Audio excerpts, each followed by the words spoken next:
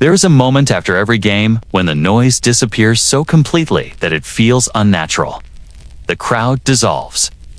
The engines of the stadium settle.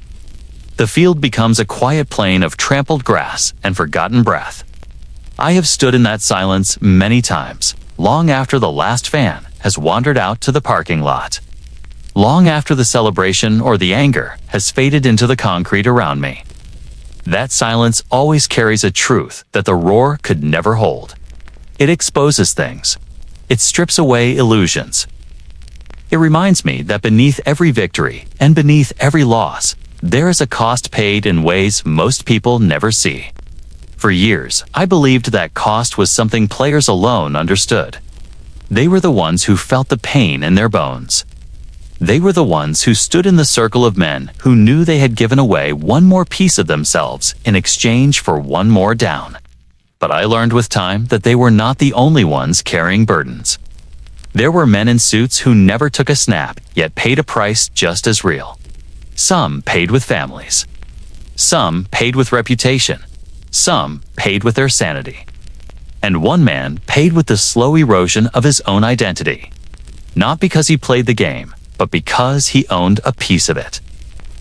When I first heard his name, it was spoken in a tone that was neither admiration nor hatred. It was something more complicated.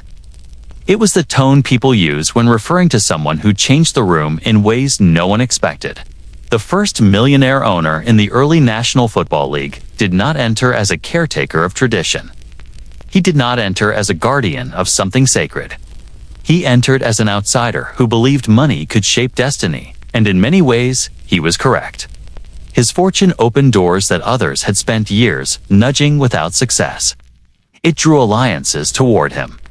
It drew enemies even faster. It wrapped the early league around his decisions until it became impossible to tell where the man ended and the institution began.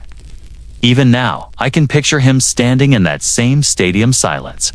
Not as a fan and not as a spectator, but as a man who understood power in a way the league had never encountered. The early National Football League was not the polished empire it would one day become. It was fragile. It was struggling for stability. Teams dissolved with the seasons. Owners scraped together payrolls from the pockets of side businesses. Players chased jobs based on who could hand them a modest envelope at the end of the week. It was a patchwork world, stitched together by the raw desire to make professional football into something worthy of national attention. Into that world stepped a man whose fortune had already made him a figure of local fascination. He was not born into poverty. He was not a grassroots success story. He was educated, he was privileged. He was ambitious, and he understood early that money could build influence faster than tradition ever could. He saw a team not as a passion project, but as an investment. He saw the league not as a club of rugged dreamers, but as a structure waiting to be reshaped. And he believed, perhaps correctly, that if he pushed with enough force, the structure would bend. The first time I heard the story of his arrival, it was told by an old trainer who had worked across 4 franchises. He said that the league felt different the week this man took control. The air around meetings changed. The mood inside locker rooms shifted. Players who barely made rent felt a strange new pressure. Coaches who were used to autonomy sensed that an invisible hand was beginning to guide decisions. It was the beginning of a new world, even if no one realized it yet. What struck me most was how quietly it happened.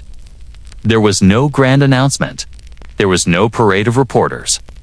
There was simply a transfer of ownership documents and a ripple that moved through the sport with the slow certainty of a tide. Men whispered about it in hallways.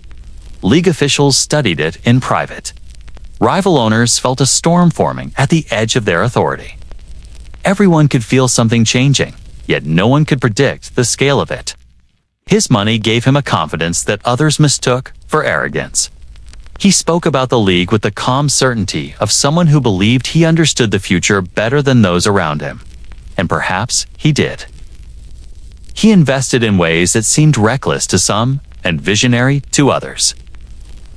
He challenged traditions that had never been questioned. He confronted owners who were used to being the loudest voices in the room.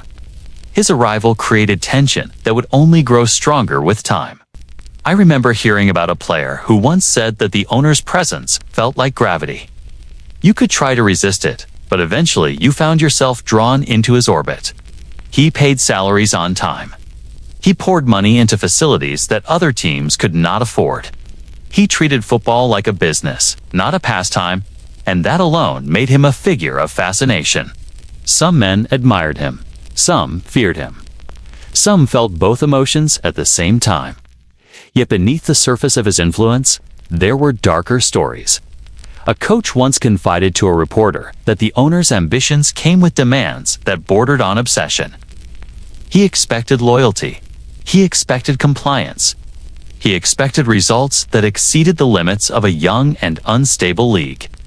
When he did not get what he wanted, he pushed harder.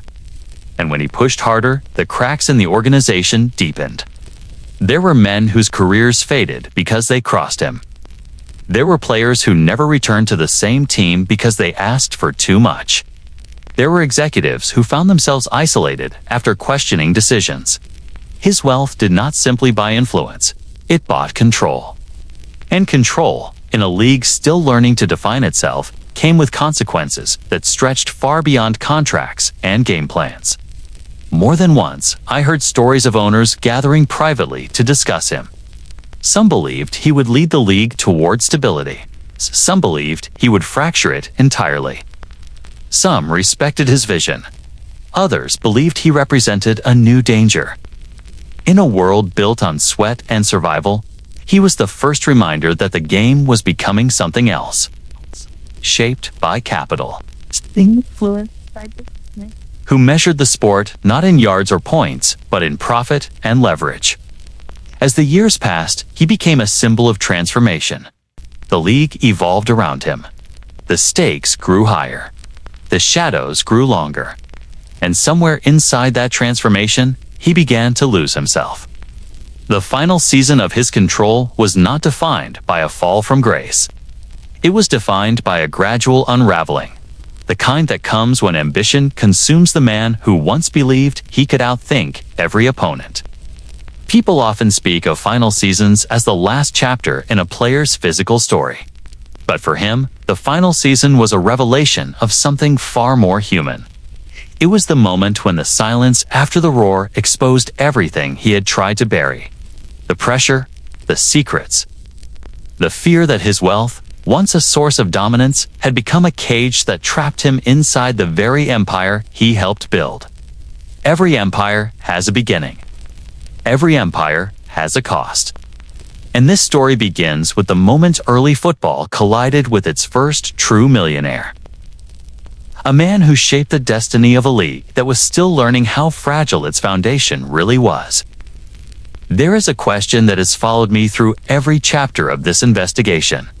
How much power can one man hold before the weight of it reshapes everything around him? It is a question I once asked only about quarterbacks and coaches. The figures who stand on the field and define a game through skill and will.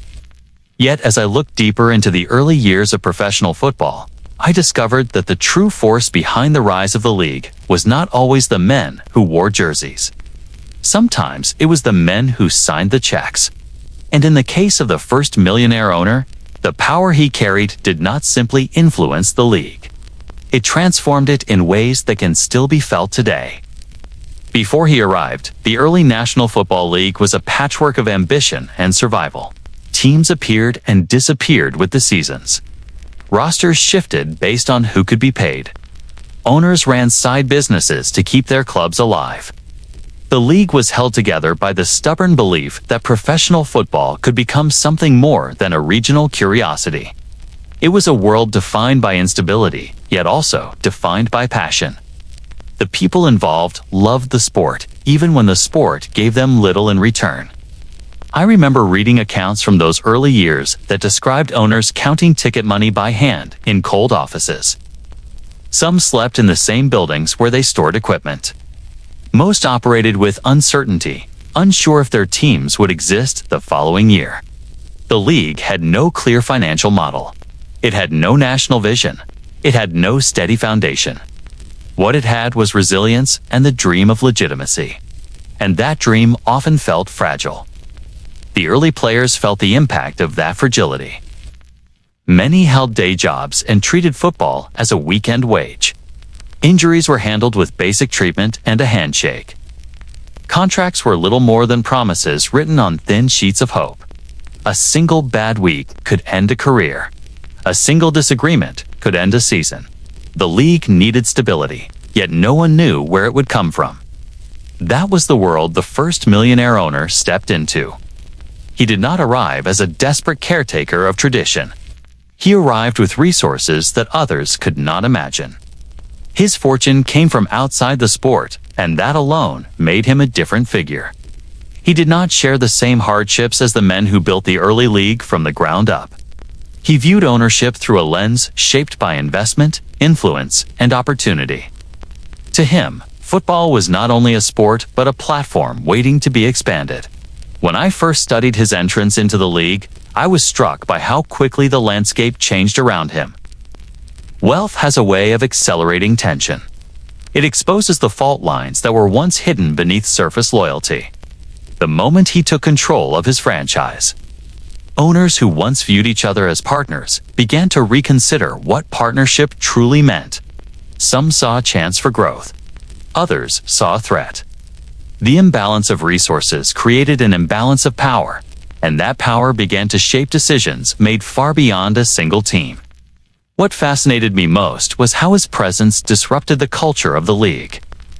In meetings, he spoke with certainty that came from a lifetime of financial success.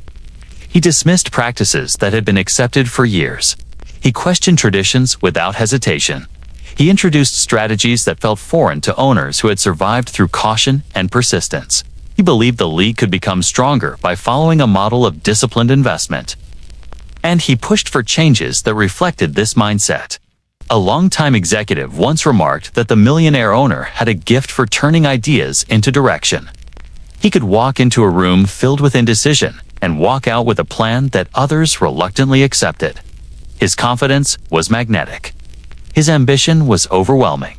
His vision was larger than the league had ever imagined for itself. And in those early years, the league followed his lead because it saw no alternative. He had the resources to act, and action was something the league desperately needed. Yet power, especially in a young institution, rarely arrives without consequence. As I dug through historical accounts and private recollections, I found stories of owners who felt overshadowed. Some believed the millionaire owner was trying to mold the league in his own image. Some felt he was pushing too quickly.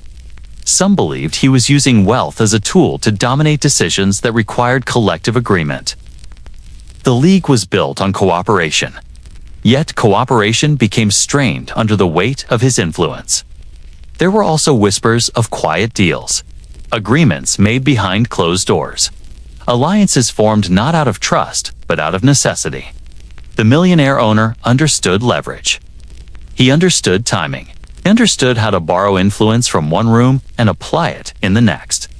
He believed the league needed strong leadership, and he was not afraid to declare himself the one willing to provide it. In many ways, his actions were driven by genuine belief in the league's potential. Yet belief and ambition can create shadows when they move faster than the people around them can follow. Through all of this, players experienced the changes in their own way. Some felt relief as salaries improved. Others felt unease as the business side of football began to overshadow its original spirit. A former player once said that the moment the millionaire owner stepped into the league, football stopped feeling like a gathering of tough men from tough towns and started feeling like something larger and more complicated. He said it was like stepping from a familiar path into a corridor filled with unfamiliar doors. Some led to opportunity. Some led to places he did not understand. That sentiment captures the heart of this documentary. The rise of the first millionaire owner marked the beginning of a shift in the league's morality. It introduced a new definition of success. It raised new questions about loyalty, fairness, and the price of progress. It challenged the idea that the league belonged equally to every owner. It challenged the idea that passion alone could sustain the sport, to challenge the foundation upon which early football had been built. As I followed the timeline of his decisions, I discovered that his influence did not end when he left the game. The structure he helped shape became the blueprint for future owners. The balance of power he altered became the new baseline. The financial standards he introduced became expectations that every franchise would eventually follow. His legacy was not a single moment. It was a ripple that moved across decades. It was the shift that turned professional football from a struggling collective into a business empire. The central question of this documentary is simple, yet its answer is complex. How did one man use wealth to reshape the power, politics, and morality of a league still searching for its identity? The story that follows is not only about the rise of the first millionaire owner. It is about the people he influenced, the conflicts he ignited, the decisions that defined him, and the legacy that remains even now. It is a story of ambition and consequence. It is a story of vision and blind spots. It is a story of a league that found strength in success, yet carried the shadow of the moment success first entered the room. This is the story of how early football changed forever when it met its first true titan of wealth. It is the story of how power evolved inside a fragile institution. It is the story of how influence can elevate a sport while creating conflicts that echo long after the roar has faded. It is the story of a man who believed he could guide the future and discovered that the future has a way of asking questions that fortune alone cannot answer. I often think about what it means to enter a room that is already falling apart. Some men walk into chaos and immediately see rescue. Others see an opportunity to claim territory. The first millionaire owner in the history of this league stepped into a world that was barely holding itself together. And I imagine he understood that the room he was entering was not simply shaking. It was collapsing. The league he found was not a monument to American sport. It was an experiment held together by borrowed money, fragile alliances, and a belief that football could one day matter as much as baseball or boxing. It was a belief that required faith, stubbornness, and occasionally a willingness to look away from the truth. When I picture the early league, I do not see power or prestige. I see empty bleachers in cold towns where the wind carried the sound of uncertainty. I see owners who wrote checks they could not cash. I see players who worked full-time in steel mills or factories because their bodies were never compensated enough to survive on football alone. I see coaches who were barely paid more than the men they commanded. In the earliest years, the league felt more like a traveling troupe than a professional institution. Teams folded in the middle of seasons. Schedules were drawn on the fly. Rival leagues appeared, burned brightly, and vanished just as quickly. Every season felt like a coin toss. Would the league survive one more year, or would it dissolve under the weight of its own instability? This was the world the first millionaire owner inherited.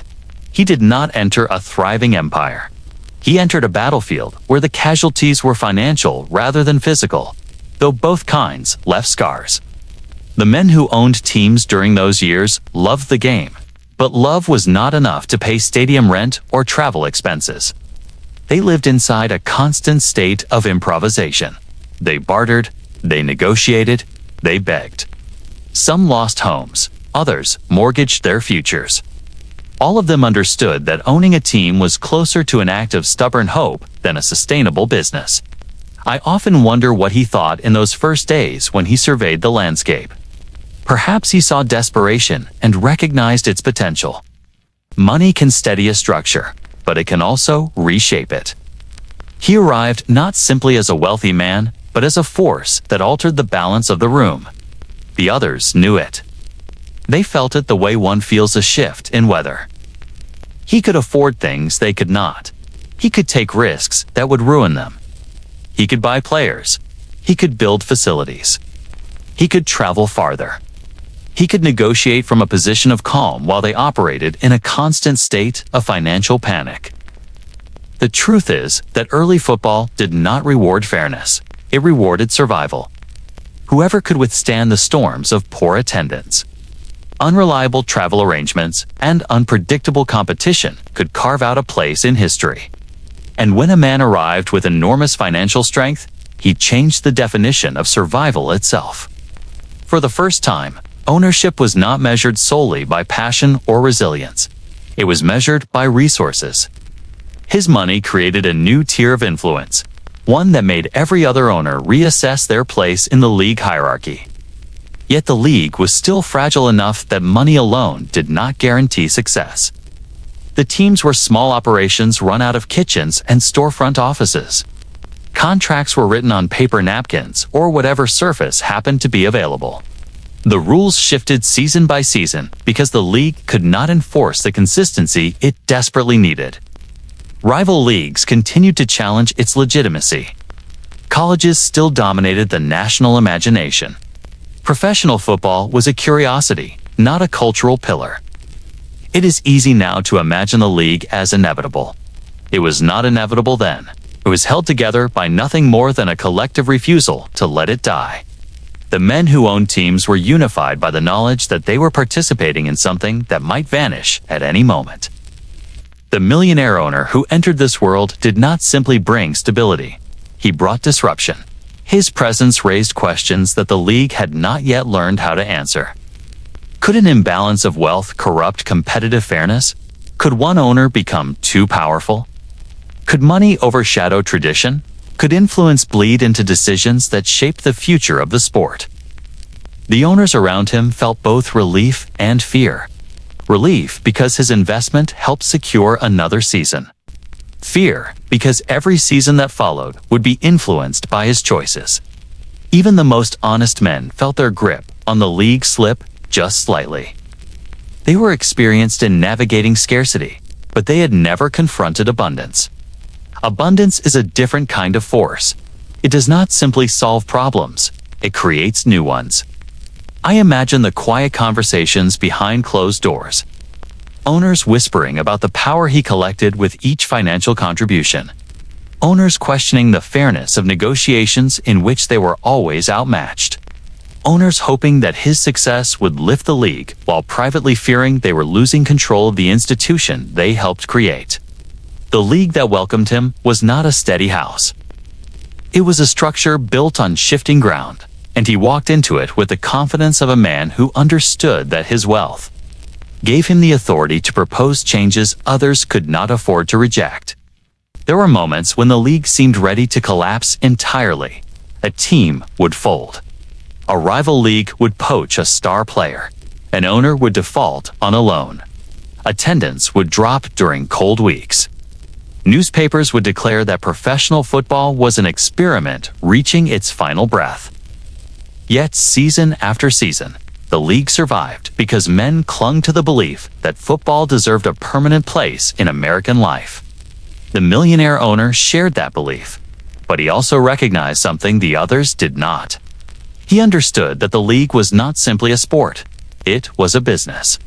And the business needed structure, investment, and long-term strategy. He brought a sense of direction. He pushed for standardized operations. He advocated for systems that would allow the league to grow beyond its reputation as a chaotic regional pastime. He recognized that power comes not only from wealth, but from the ability to imagine a future others cannot yet see. His imagination became a blueprint that shaped decisions large and small. Some owners respected him for that. Others resented him. All of them felt the influence of the world he intended to build. Still, the early years were full of uncertainty.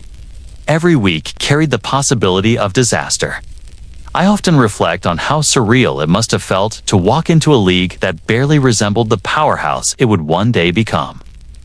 To walk into rooms where men argued over gate receipts and travel reimbursements. To walk onto fields where players taped their own equipment and stitched their own jerseys. To walk into negotiations where the stakes were nothing compared to modern standards, yet somehow felt heavier because the future of the sport hung in the balance. He entered a league without certainty or foundation, and in that environment, wealth became gravity. Every decision orbited around him, whether the other owners admitted it or not. His presence marked the beginning of a new era, one defined by the realization that football would no longer survive on passion alone. It needed infrastructure. It needed direction. It needed someone willing to risk more than pride. The league he walked into was fragile in every way. But in that fragility, he found possibility. And in that possibility, he began a journey that would transform not only the league, but the very concept of what ownership meant. His influence would not remain contained, would ripple outward for decades, would shape rivalries, policies, and identities. The story of this millionaire owner did not begin with power. It began with the decision to step into a collapsing room and believe he could rebuild it according to his own vision. When I consider Tim Mara, I do not start with the legend of the New York Giants. I start with the man he was before football claimed his life and defined his public identity. I start with a boy born into a city that thrummed with ambition and grit. A city where every corner offered the possibility of success for those willing to take risks. Manhattan in the late 1800s and early 1900s was not kind, but it rewarded vision. It rewarded those who observed the patterns of commerce and the flows of opportunity. Mara absorbed those patterns. He watched his father operate a modest business. He learned early that wealth was not just inherited, it was earned through judgment, timing, and the courage to act when others hesitated. Mara's first taste of financial responsibility came in the streets and small shops of New York. He was not a careless child of privilege. He worked for what he earned, observing transactions, keeping accounts, and understanding that every dollar was tied to risk. By his teenage years, he had developed a reputation among neighbors and local merchants as reliable, clever, and ambitious. He was someone who understood the value of timing, whether it was in a business deal or in reading the mood of a crowded street. Those who encountered him early remarked on a calm confidence unusual for a boy of his age. He was patient, yet decisive, cautious, yet willing to act when a chance arose. Those qualities would define not only his career, but the way he approached football ownership decades later. By the time he entered adulthood, Mara had cultivated a modest fortune through a combination of real estate investments, careful banking relationships, and business ventures that capitalized on the booming economy of post-war New York. He was not the richest man in the city, nor did he need to be. What mattered was the foundation he had built, a foundation rooted in strategy rather than spectacle. He understood the mechanics of money. He understood leverage. He understood that capital, when combined with insight, could bend outcomes toward a vision. This understanding would prove decisive when he turned his attention to professional football, a sport still seeking legitimacy, structure, and permanence. Mara's interest in football was not born of casual fascination. He did not become involved because the sport was popular or glamorous. At the time, professional football was unstable, financially fragile, and often overshadowed by collegiate athletics, which commanded the attention of the press and the public. College football was considered the pinnacle of the game, the measure of both skill and social relevance. Professional teams appeared and disappeared with alarming regularity, and even established franchises struggled to survive from one season to the next. For Mara, this was not a deterrent. It was an invitation. He recognized that football, although unstable, offered the rare combination of visibility, community passion, and potential for financial growth. He saw opportunity where others saw chaos. The decision to purchase the Giants was calculated. In 1925, the team was a fledgling entity in the National Football League, itself only 5 years old.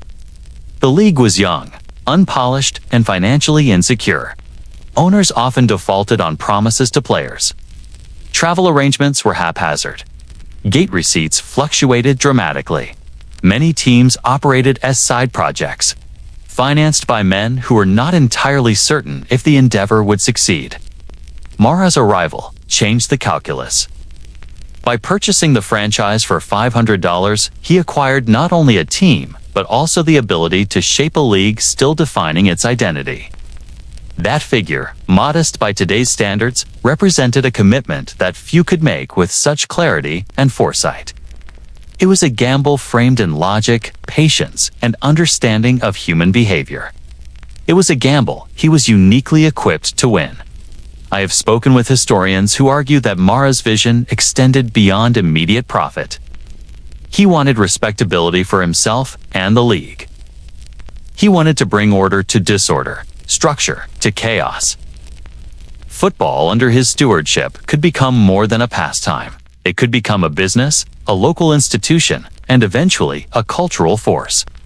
Unlike other early owners who entered the league out of personal passion or vanity, Mara combined personal ambition with institutional foresight. He was not content simply to own a team. He wanted to influence how the league operated, how teams conducted business, and how professional football was perceived by the public. This duality of personal and systemic ambition is what set him apart. Mara's reputation before football was also a form of currency. He was known as a man who kept his word, who honored commitments, and who understood the importance of negotiation. Other owners, many of whom operated under financial pressure and moral ambiguity, recognized that working with Mara could bring stability. His entrance was not universally celebrated, of course. Some viewed him with suspicion.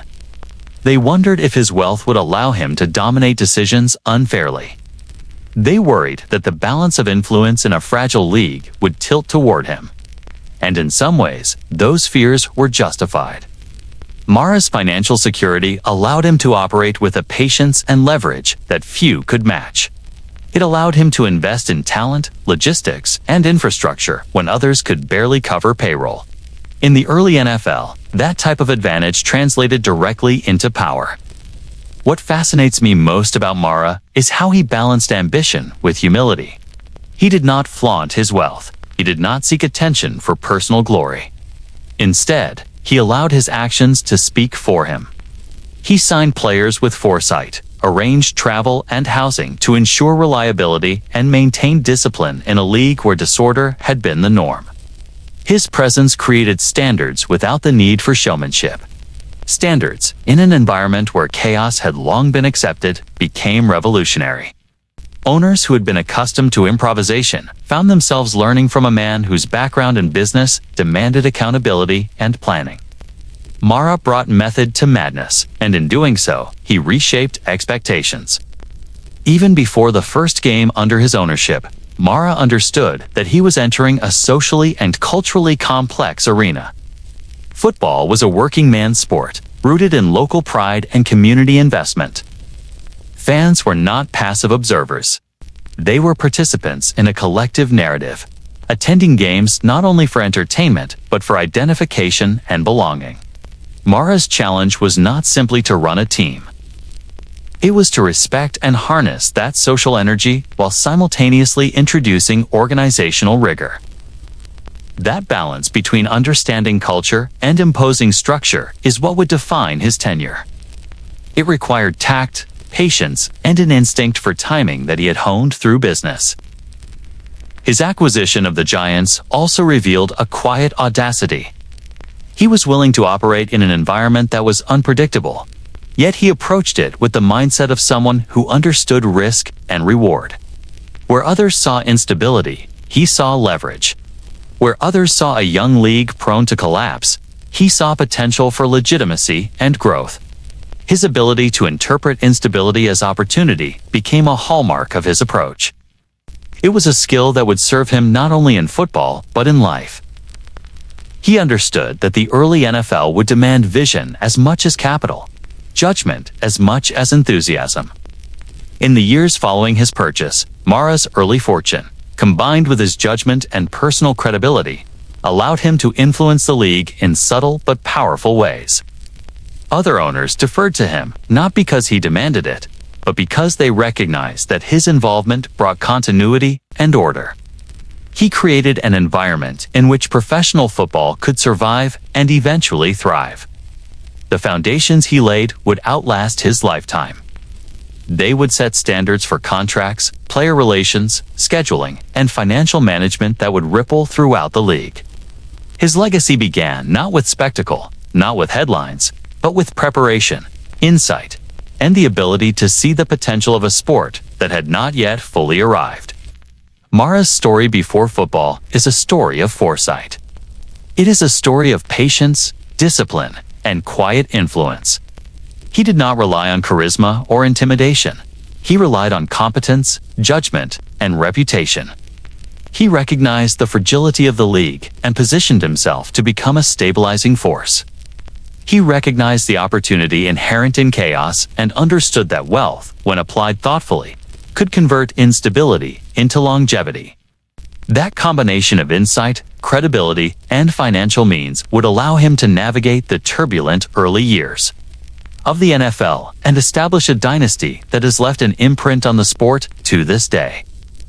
I remember reading accounts of league meetings in the 1920s and imagining the tension in those small rooms.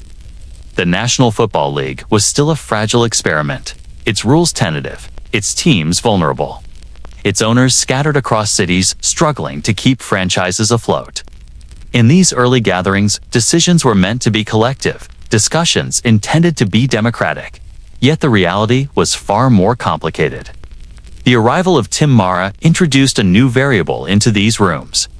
He carried with him not only wealth, but credibility, judgment, and the ability to influence outcomes without raising his voice. Money in that era did not merely solve logistical problems. It shifted the balance of authority in every conversation. It redefined who could speak, who could persuade, and who could command attention. Mara understood this instinctively. From the beginning, his presence at league meetings was quietly transformative. He did not need to dominate the conversation to dominate the room. His proposals were supported by preparation, by knowledge, and by the credibility that came from successfully managing both business and sport. Other owners found themselves measuring their words, adjusting their expectations, and reconsidering their positions simply because Mara could act with resources that they could not. A debate over the location of a game or the terms of a contract was no longer just a negotiation of principle.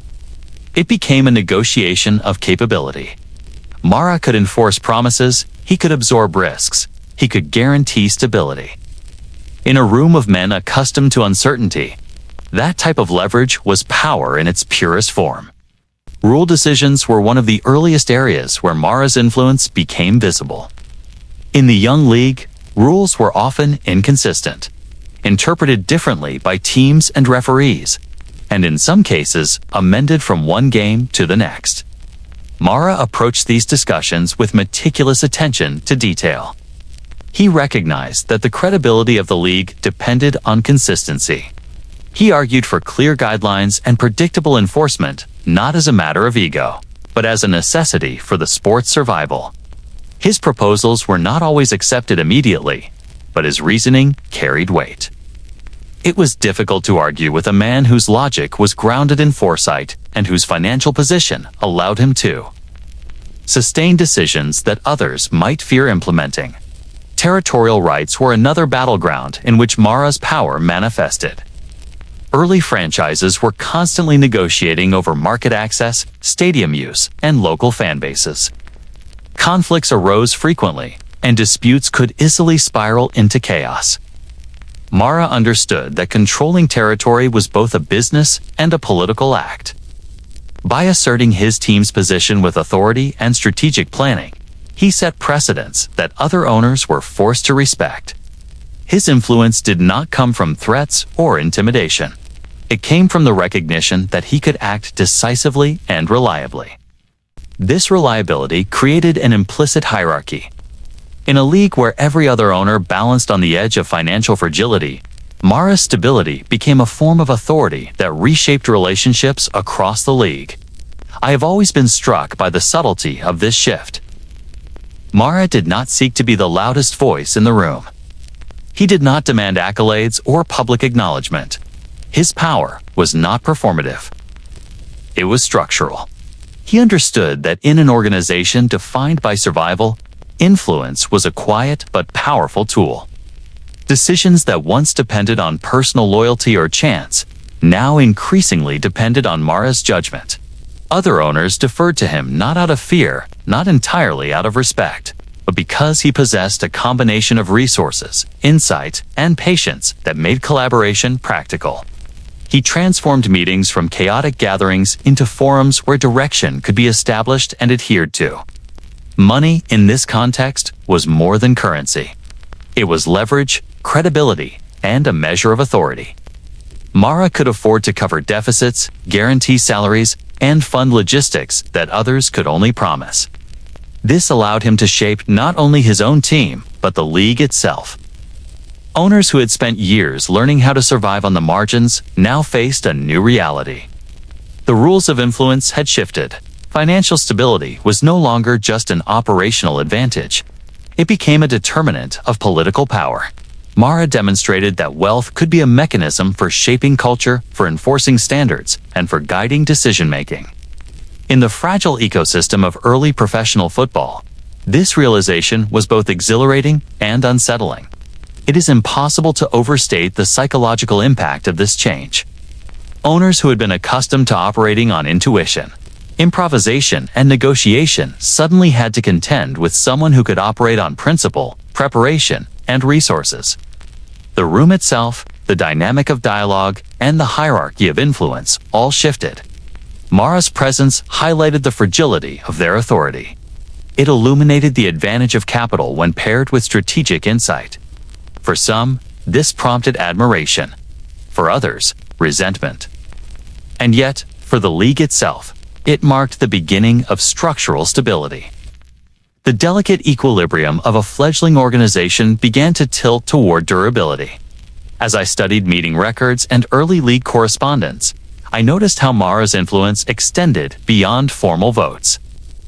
Informal conversations in hallways, phone calls, and personal meetings carried weight because he had earned trust through consistency.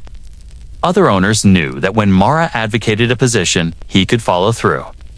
That ability to act made his opinions consequential.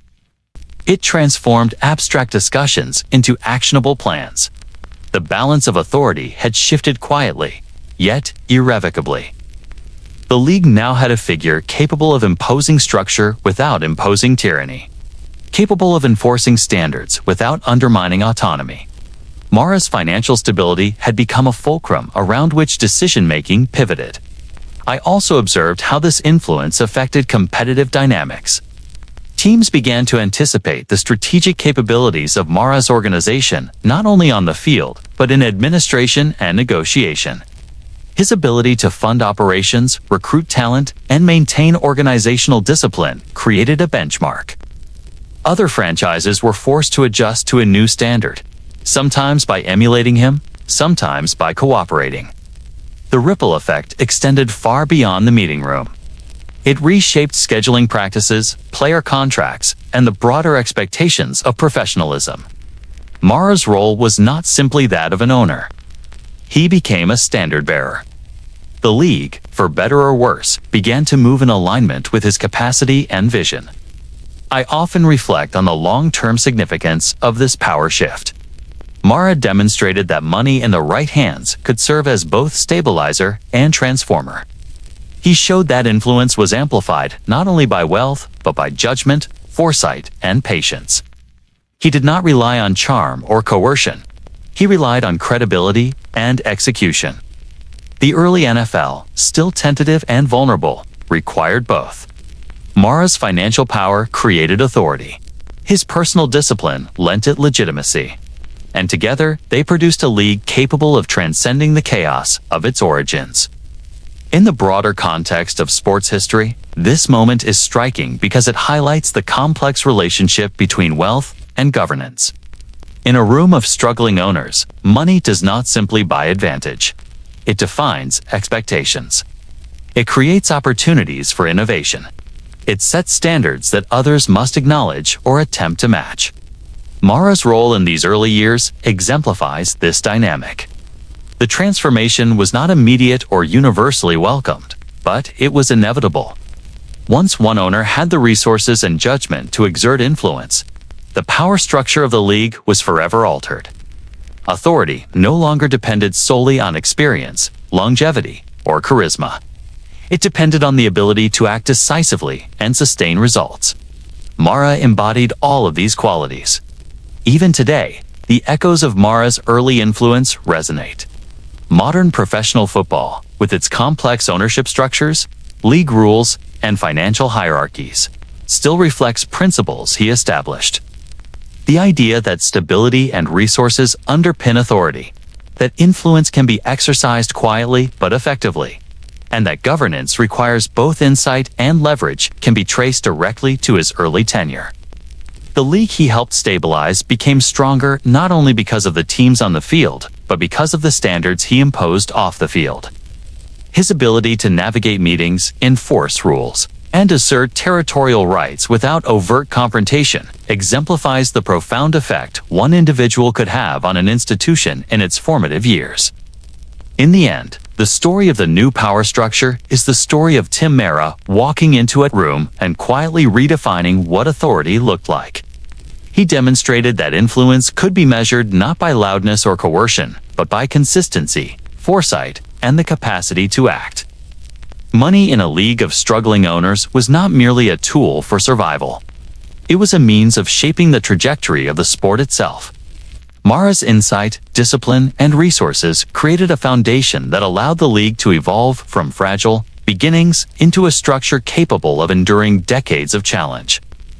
The room he entered changed forever because of the quiet weight of his presence and the clarity of his purpose. When I think about the first players who walked into the orbit of Tim Mara, I see a mixture of awe and caution. These were men accustomed to struggling to earn a living. They were not professional athletes in the modern sense. They were workers who played football on the side, patching together contracts, cobbling together travel arrangements, and often enduring conditions that would be intolerable by today's standards. The moment Mara entered their world, everything shifted. The game remained the same, but the rules of engagement between player and employer had changed. Wealth introduced a new dynamic. It redefined expectations, authority, and opportunity. Suddenly, contracts were more than promises scrawled on paper.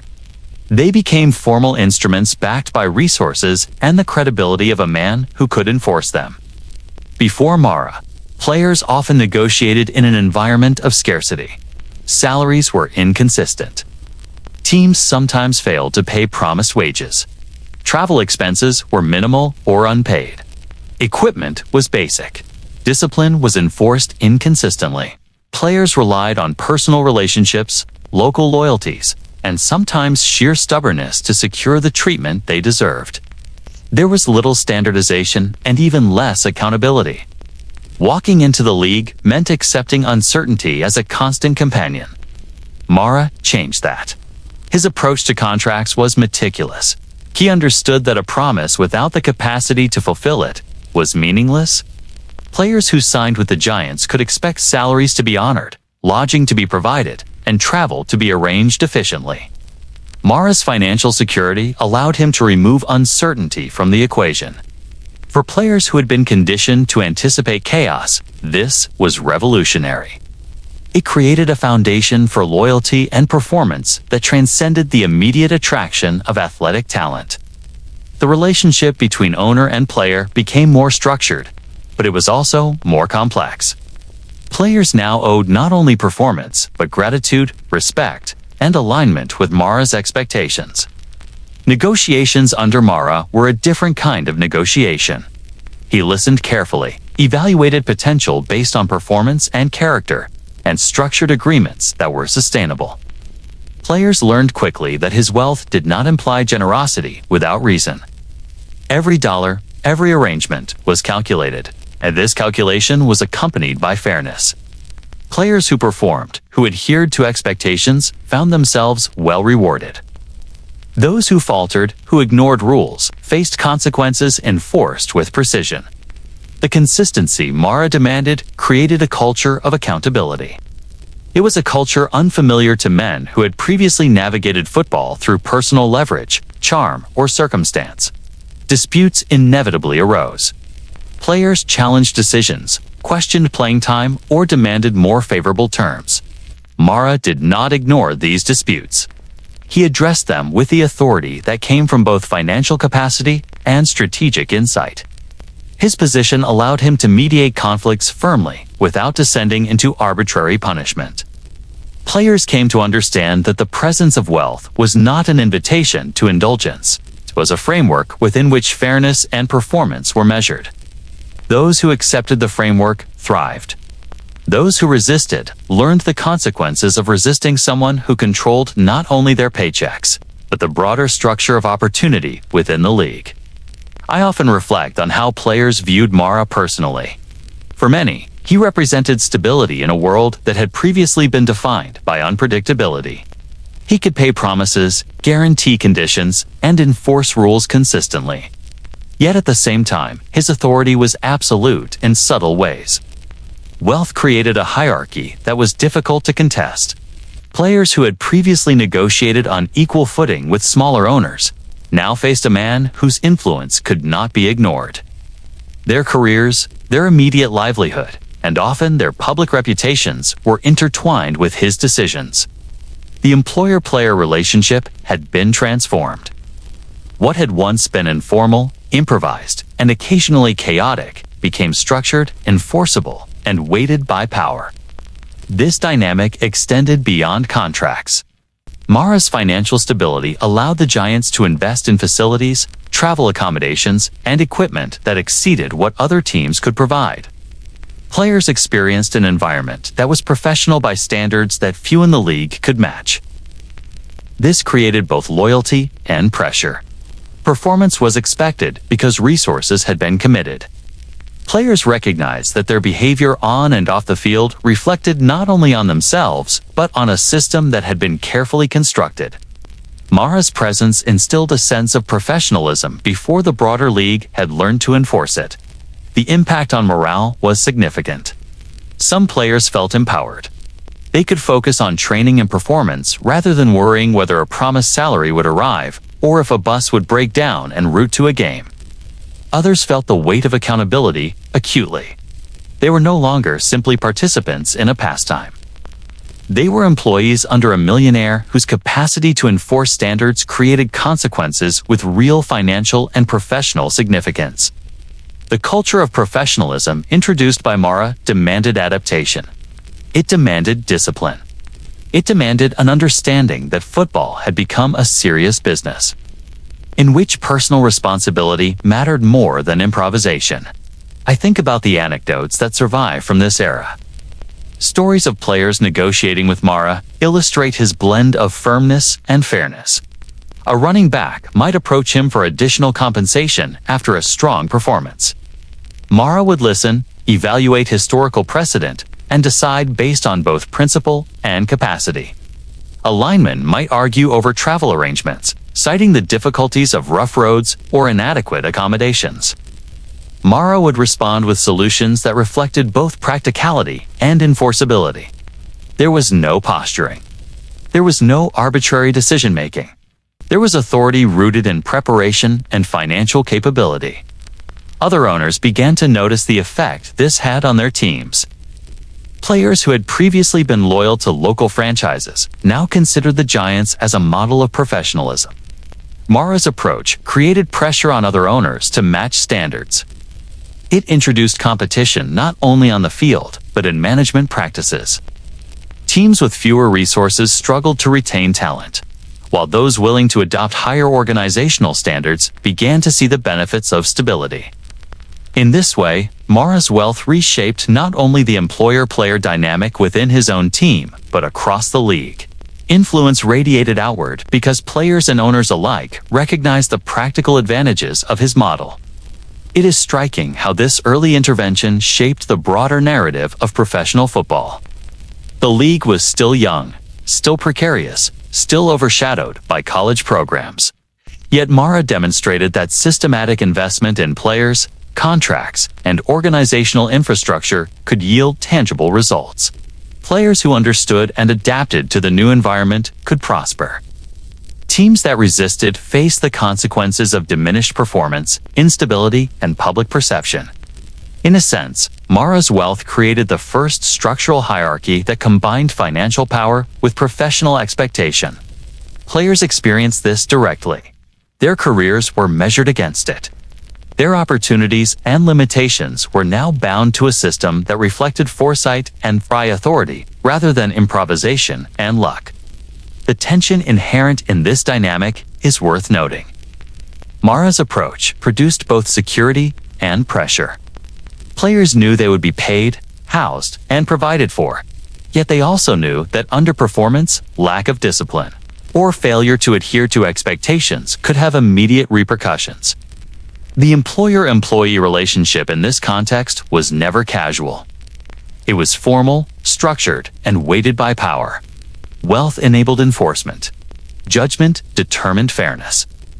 Mara created a balance between opportunity and accountability that defined what it meant to be a professional player in an era when professional football was still struggling to define itself. Looking back, it is clear that Mara's impact on the player experience went far beyond financial security. He established a standard for conduct, compensation, and expectation that other owners were forced to confront. He created a model that highlighted the value of resources coupled with insight. Players learned early that professionalism required both performance and adherence to standards. Mara's influence shaped their careers, their expectations, and the culture of the league itself. The transition from informal employment to structured professionalism was neither immediate nor universally welcomed, but it was inescapable.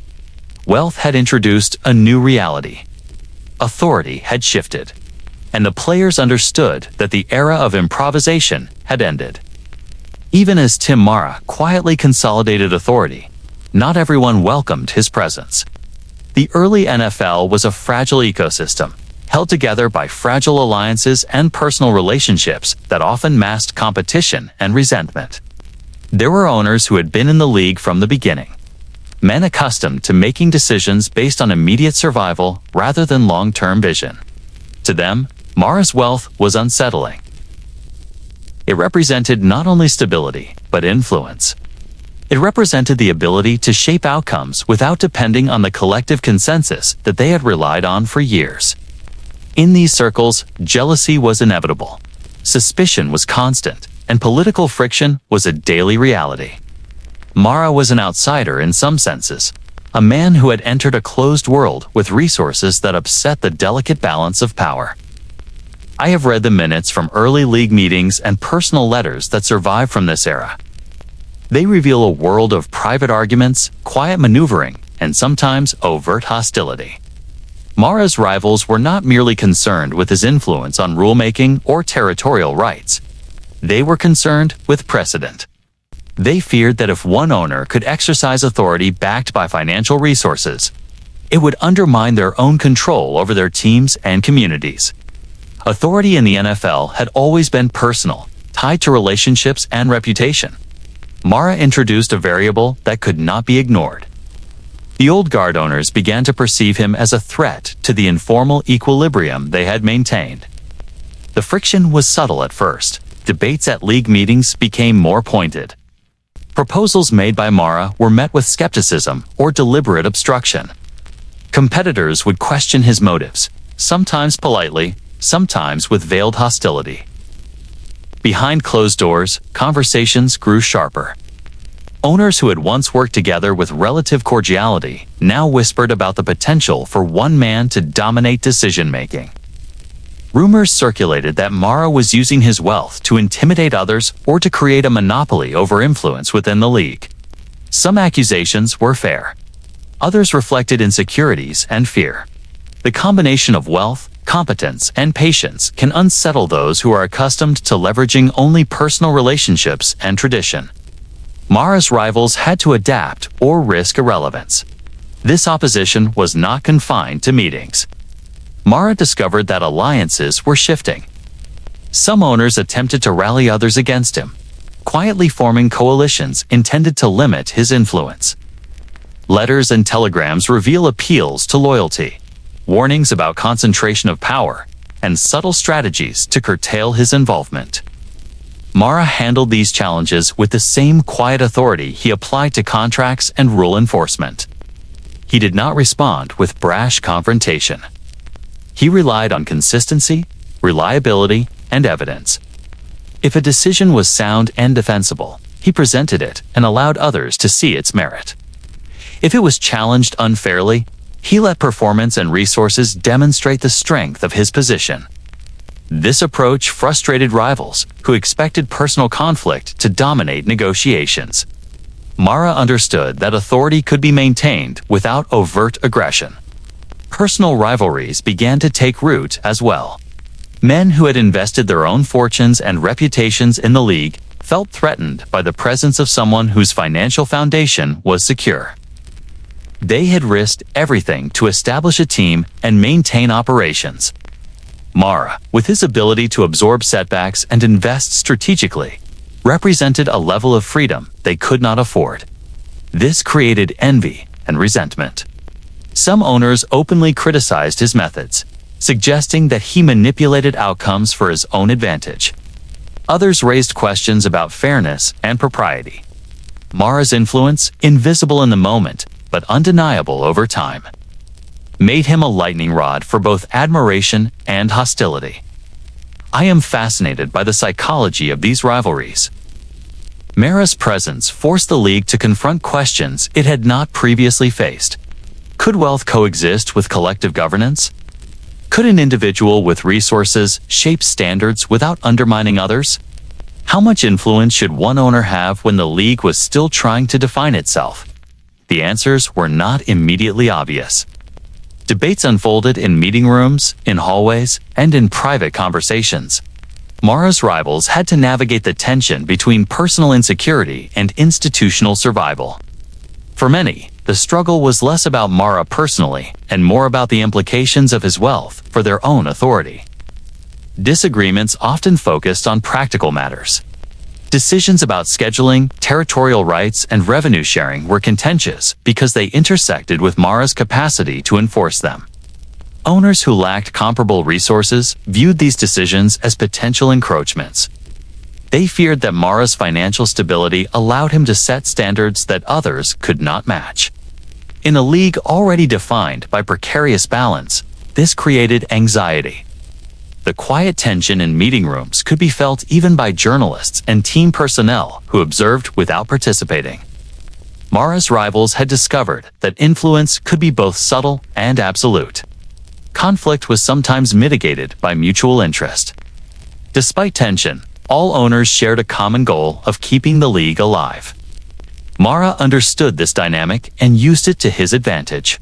He negotiated not only through authority, but through diplomacy. He recognized that excessive confrontation could destabilize the league, which would harm everyone, including himself. By selectively conceding minor points and asserting major ones strategically, he maintained influence without provoking destructive opposition. His understanding of human behavior, negotiation, and organizational psychology allowed him to navigate rivalries with a combination of patience and precision that few could match. Still, the resistance never fully disappeared. Mara's rivals remained vigilant, ready to challenge him if they believed his influence became excessive.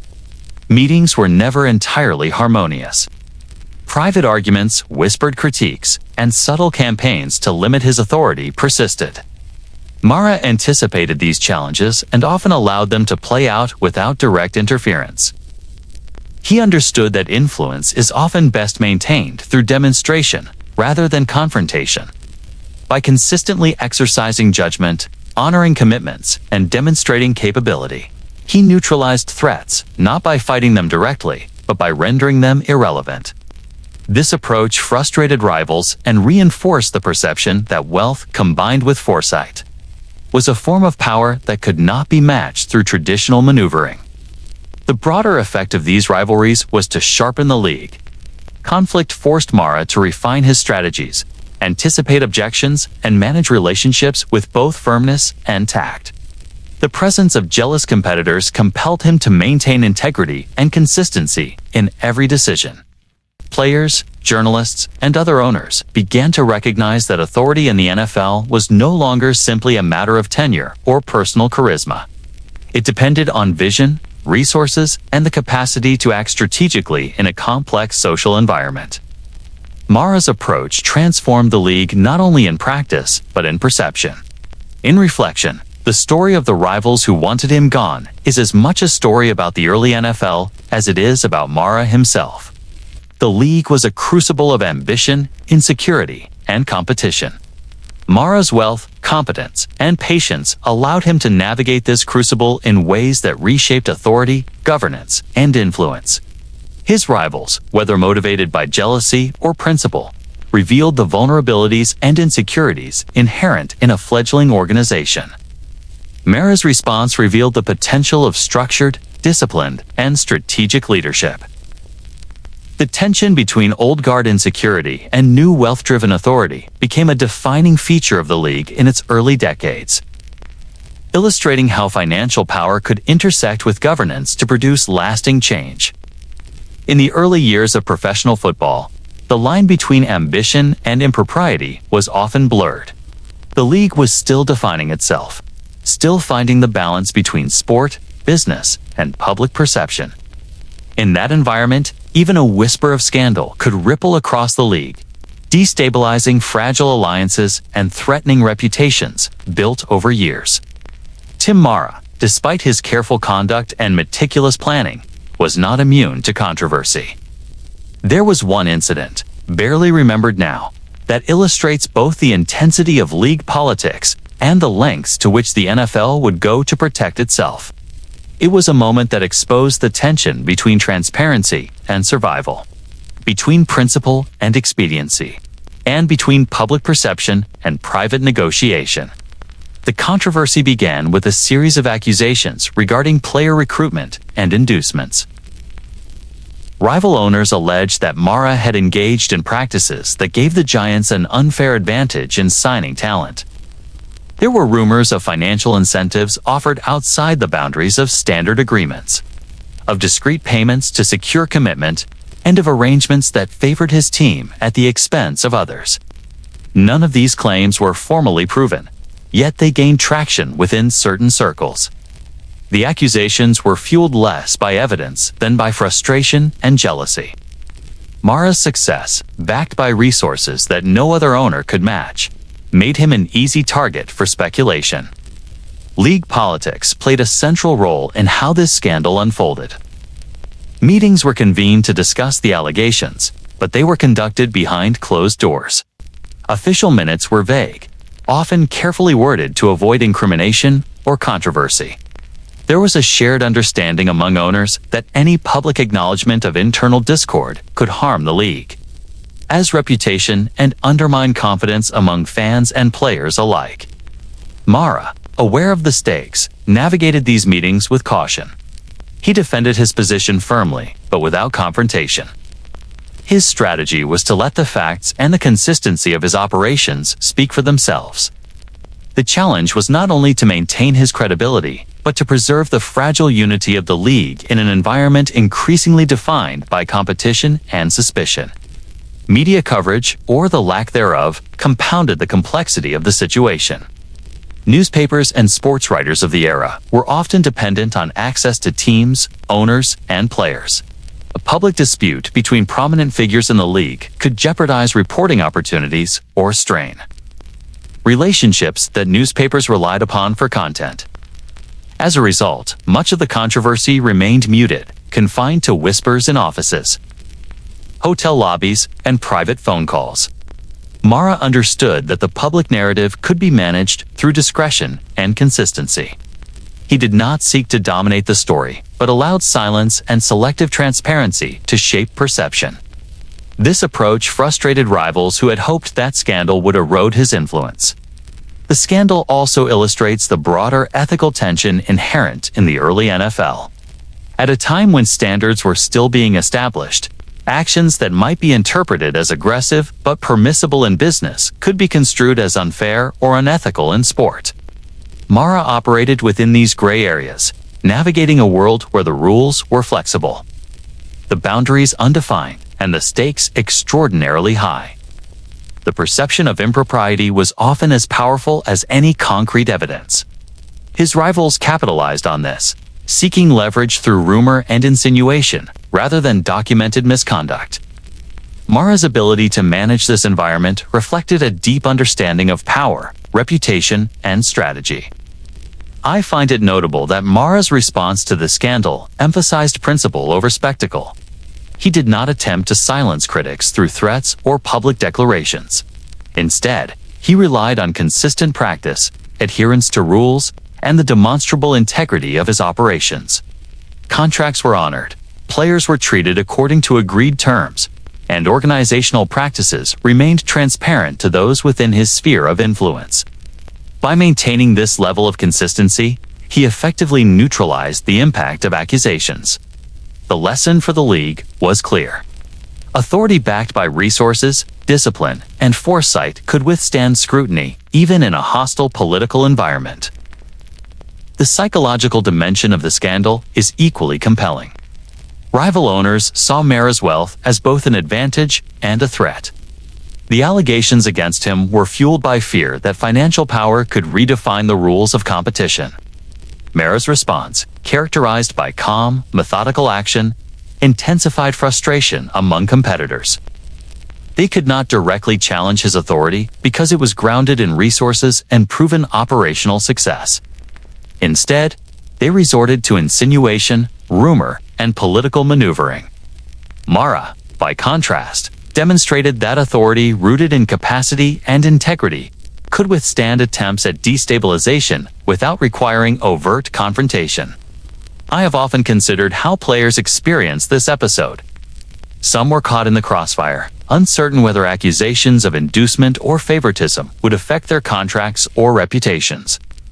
Mara's handling of the situation reassured them that performance, conduct, and adherence to agreements would be the defining measures of their careers. The scandal highlighted the dual role of an owner as both manager and protector. Players recognized that Mara's influence extended beyond financial resources to encompass the safeguarding of professional standards and career stability. In a league where uncertainty was a constant, this reassurance was invaluable. The broader effect on league culture was significant. While the scandal never resulted in formal sanctions or public acknowledgement, it established precedent. Disputes and allegations were managed internally, with discretion prioritized over sensationalism. The balance between transparency and discretion became an enduring feature of league governance. Mara's role in this process was central. His ability to navigate the delicate intersection of rivalry, reputation, and regulation demonstrated that authority could be exercised quietly, yet decisively. The league learned that power and discretion could coexist, shaping organizational norms for decades to come. I am struck by the subtlety with which this scandal influenced relationships. Rivals who initially sought to undermine Mara gradually recognized the futility of direct opposition. They could not match his resources, his foresight, or his capacity to act strategically within a complex social and political environment. Mara's conduct during the controversy reinforced his position not through confrontation, but through demonstration. His rivals, forced to recalibrate, learned that influence in the NFL could be exercised with authority without relying on spectacle. The incident exemplifies how early power dynamics were shaped as much by perception and strategy as by formal rules or governance structures. In retrospect, the scandal they tried to bury reflects the fragility and volatility of the early NFL. Ambition, jealousy, and political maneuvering were constants. Mara's ability to navigate these pressures with patience, discretion, and disciplined action highlights the intersection of wealth, authority, and strategic insight. It also underscores the moral and ethical challenges inherent in building a professional league from a foundation of instability and competition. The incident was neither dramatic nor catastrophic in the long term. Yet it illuminated enduring truths about influence, rivalry, and the management of perception in a complex and evolving institution. The scandal ultimately reinforced Mara's reputation as a figure capable of enduring scrutiny without compromising authority. It demonstrated that influence backed by resources and careful strategy could withstand challenges even in an environment defined by suspicion and rivalry. For the league, it provided a model of internal dispute resolution, emphasizing consistency, discretion, and accountability. Players, owners, and observers alike understood that authority could be exercised quietly, yet effectively. And that wealth combined with insight could stabilize both organizational and competitive dynamics. The controversy faded from public memory, yet its lessons persisted in the governance of professional football for generations. In the end, the scandal they tried to bury was never about malice or deliberate wrongdoing. It was about the unsettling effect of wealth and competence in a fragile system. Mara's rivals sought leverage, recognition, and control.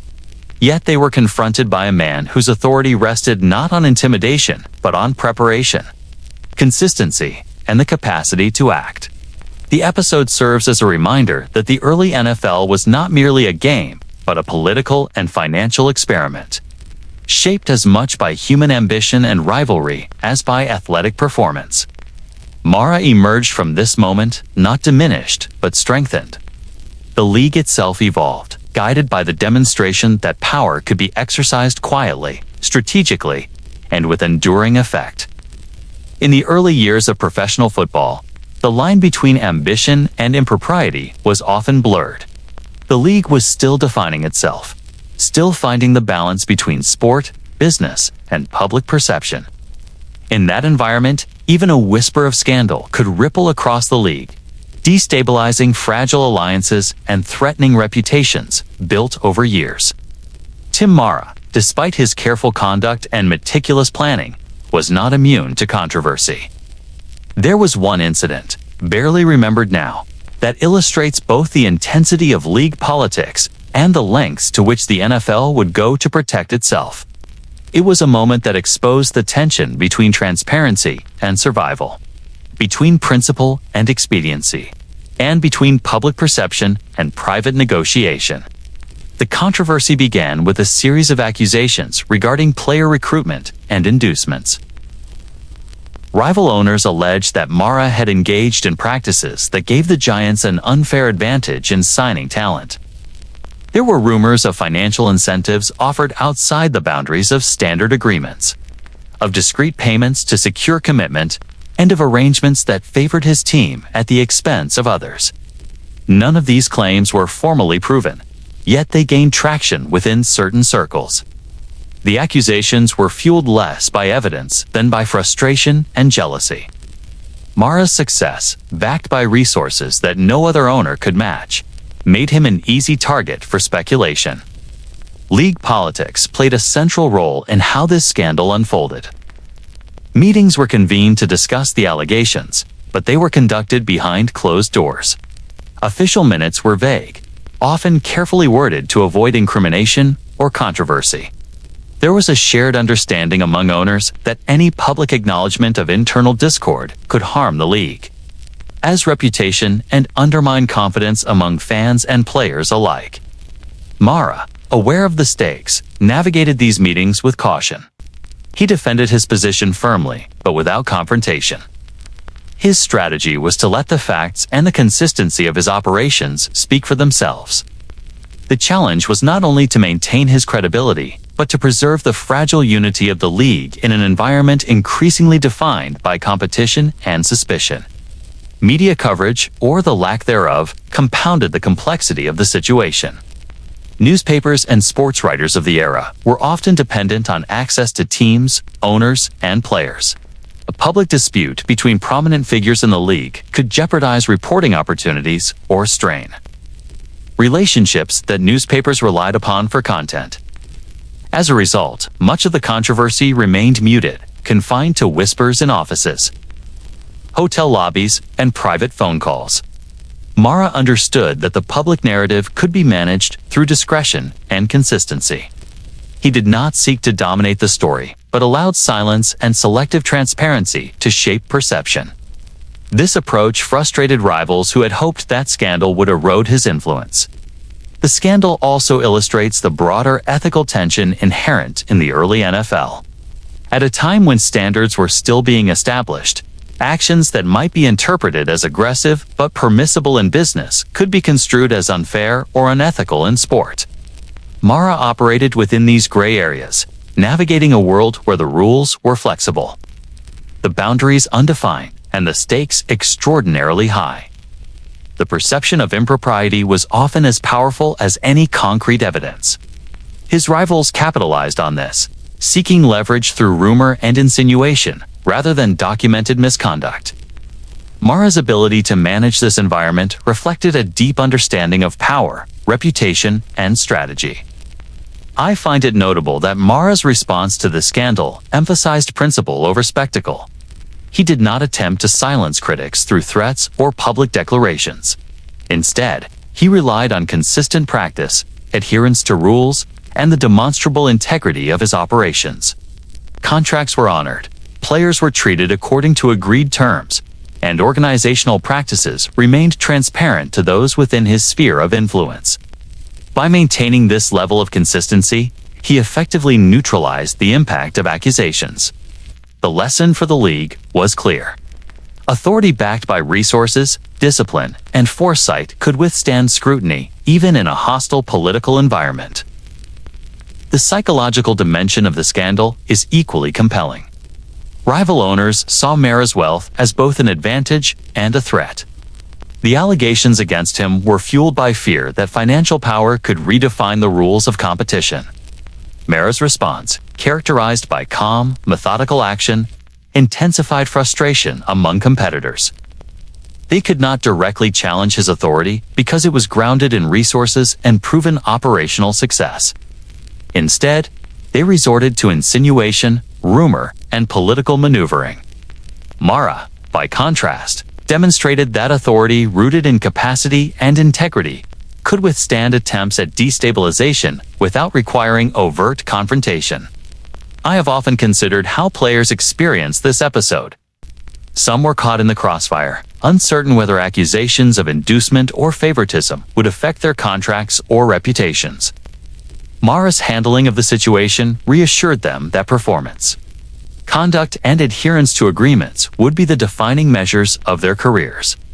The scandal highlighted the dual role of an owner as both manager and protector.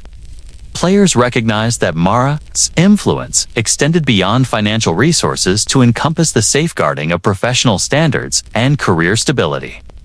In a league where uncertainty was a constant, this reassurance was invaluable. The broader effect on league culture was significant. While the scandal never resulted in formal sanctions or public acknowledgement, it established precedent. Disputes and allegations were managed internally, with discretion prioritized over sensationalism.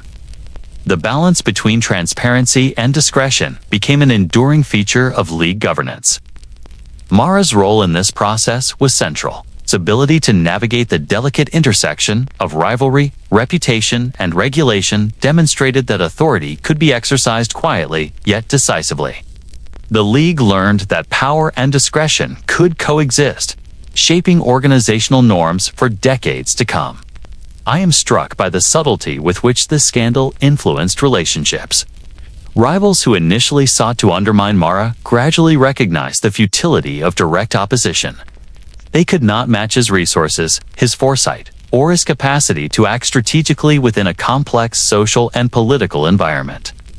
Mara's conduct during the controversy reinforced his position not through confrontation, but through demonstration.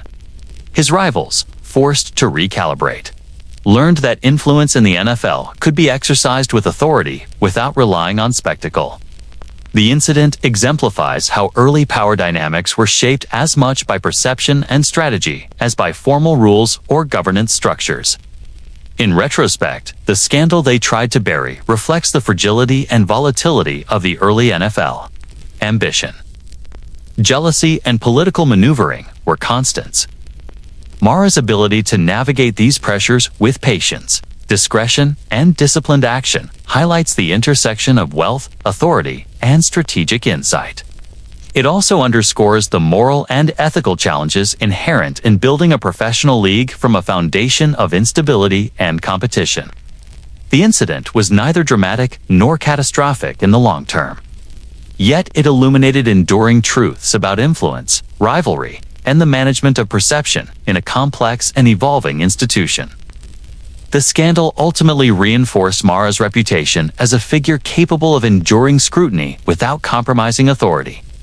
It demonstrated that influence backed by resources and careful strategy could withstand challenges even in an environment defined by suspicion and rivalry. For the league, it provided a model of internal dispute resolution, emphasizing consistency, discretion, and accountability. Players, owners, and observers alike understood that authority could be exercised quietly yet effectively, and that wealth combined with insight could stabilize both organizational and competitive dynamics. The controversy faded from public memory, yet its lessons persisted in the governance of professional football for generations. In the end, the scandal they tried to bury was never about malice or deliberate wrongdoing. It was about the unsettling effect of wealth and competence in a fragile system. Mara's rivals sought leverage, recognition, and control. Yet they were confronted by a man whose authority rested not on intimidation, but on preparation, consistency, and the capacity to act. The episode serves as a reminder that the early NFL was not merely a game, but a political and financial experiment, shaped as much by human ambition and rivalry as by athletic performance. Mara emerged from this moment not diminished, but strengthened. The league itself evolved, guided by the demonstration that power could be exercised quietly, strategically, and with enduring effect. The presence of wealth in a fledgling league did more than alter authority. It reshaped the very economics of the NFL. When Tim Mara took control of the Giants, he brought financial stability that the league had never experienced before. Teams around him operated on shoestring budgets, balancing uncertain ticket sales, inconsistent player payments, and stadium rentals negotiated under duress. Mara's resources allowed him to structure contracts, manage expenses, and invest in infrastructure with foresight that others could not match. Suddenly, the economic balance that had defined the league became skewed. Authority and influence were no longer solely a function of tenure or tradition. They were inseparable from the ability to deploy capital strategically. Salary negotiations were among the first indicators of this new dynamic. Mara could offer contracts that were reliable, competitive, and enforceable. Players began to view the Giants not merely as a team, but as a professional opportunity backed by real stability. Other owners struggled to match this offer. They could promise compensation, but without the certainty of funds, those promises were fragile. Mara's financial position created a standard that others could not ignore. Players and agents increasingly measured value not just by immediate salary, but by the reliability and professionalism implicit in a team's capacity to pay. The rules of leverage shifted. Economic security became a form of influence that rival owners found difficult to contest. Stadium deals reflected the same principle. Mara understood that revenue was inseparable from infrastructure. Securing favorable terms with stadium operators and negotiating consistent game day logistics allowed him to control costs and maximize attendance. These arrangements were not simply about comfort or aesthetics. They were strategic economic moves that amplified the value of the team while providing a model for other owners. The economic footprint of the Giants expanded because Mara's wealth could absorb risk and capitalize on opportunity. Players noticed this stability, rival owners resented it, and the league began to understand that control over resources could dictate competitive outcomes even off the field. Profit disputes were another area where Mara's influence was evident. When revenue-sharing issues arose, he approached negotiations with both patience and precision. He understood that short-term concessions could yield long-term gains. That influence in the league depended on perception as much as formal authority. By demonstrating both generosity and pragmatism, he secured terms that favored his team without alienating allies completely. Wealth allowed him to operate with flexibility that others could not afford. While smaller owners faced immediate financial pressures, Mara could negotiate from a position of strength, shaping agreements to protect long-term interests while asserting his authority subtly. I think about the psychological impact of this shift. players felt secure. They understood that salaries would be honored, benefits provided, and disputes resolved with fairness. Owners felt pressured. They realized that wealth could not be matched by personal charm or past contributions. Economic leverage became power in the league, creating tension and reshaping expectations. Mara's approach illustrated the principle that control over resources could stabilize performance, reinforce authority, and influence strategic outcomes across multiple domains. The economics of control were inseparable from the broader structure of influence. The effects extended beyond contracts and stadiums. Mara's financial strategies influenced scheduling, advertising, and promotional campaigns. He could invest in marketing to attract crowds, ensuring revenue growth for his team and the league. Smaller franchises could imitate these strategies only partially, often at the cost of operational stability. By demonstrating the value of financial foresight, Mara established a model for leveraging capital strategically. Economic control became synonymous with leadership, and other owners were forced to confront this reality whether they liked it or not. One particularly revealing aspect was Mara's treatment of disputes over unpaid salaries or contractual misunderstandings. While some owners faced challenges resolving these issues, Mara handled them promptly, ensuring compliance and fairness. This reinforced player confidence and institutional credibility. The league as a whole benefited from his example. It showed that disciplined financial management could prevent instability from becoming systemic. Wealth, when applied thoughtfully, could not only enforce authority, but enhance legitimacy and trust within a fragile organization. Economic influence also manifested in the recruitment of talent. Mara's ability to offer consistent pay, reliable accommodations, and professional support made the Giants a desirable destination. Players who might have signed with other teams based on short-term inducements or geographic preference began to prioritize stability and professionalism. Mara's approach underscored the idea that long-term economic planning could create a competitive advantage far beyond the immediate transfer of money. It established a framework in which resources were leveraged not to dominate through spectacle, but to create sustainable performance and loyalty. I find it remarkable that the economic shift caused both admiration and resentment. Rival owners understood the practicality of Mara's approach, but often viewed it as threatening. Wealth allowed him to enforce standards, structure negotiations, and shape outcomes in ways that smaller owners could not replicate. The league began to recognize that economic capacity was inseparable from organizational influence.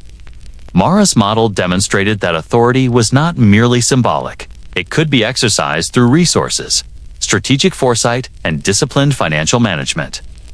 This transformed the way the NFL operated, creating precedents that endure in professional sports to this day. Beyond practical measures, Mara's influence altered expectations and perceptions.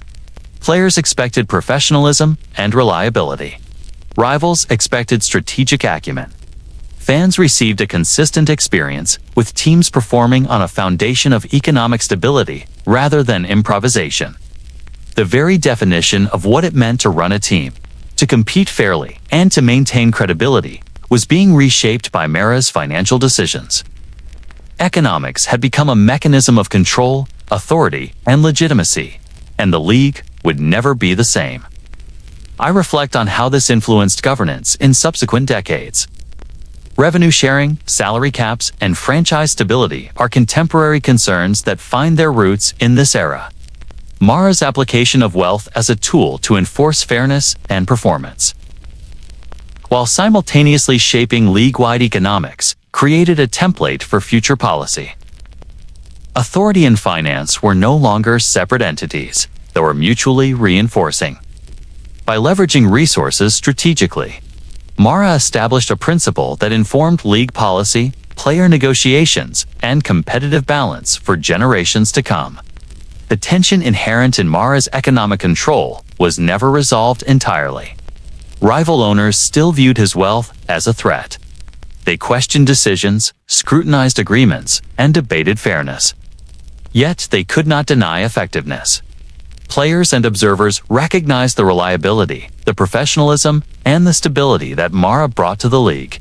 Economic authority had become inseparable from competitive legitimacy.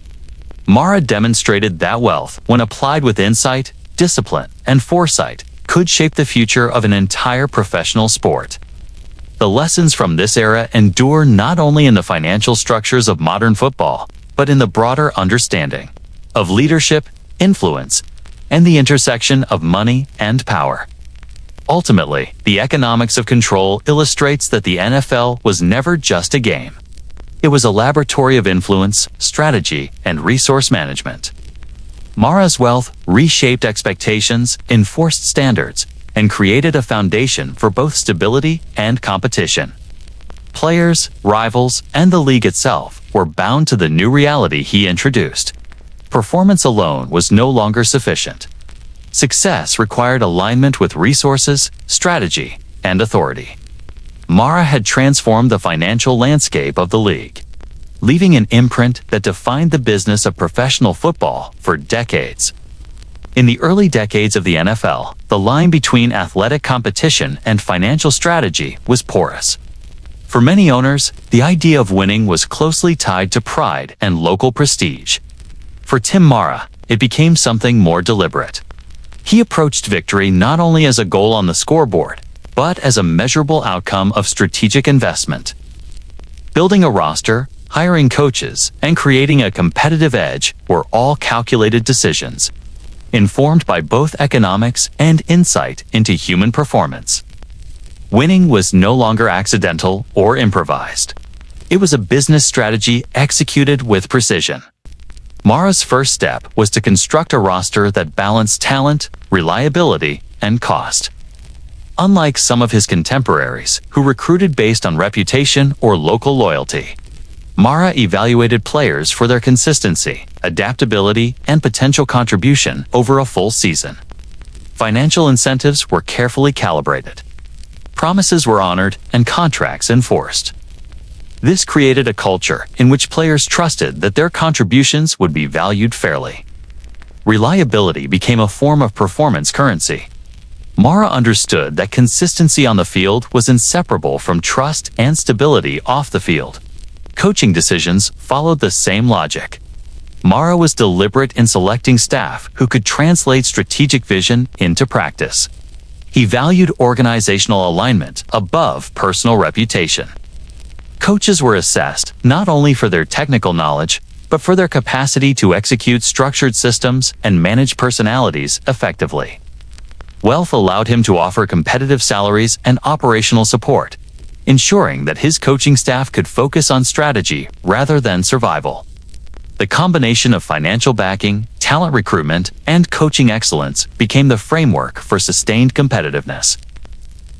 The competitive edge Mara cultivated extended beyond individual teams to the league itself.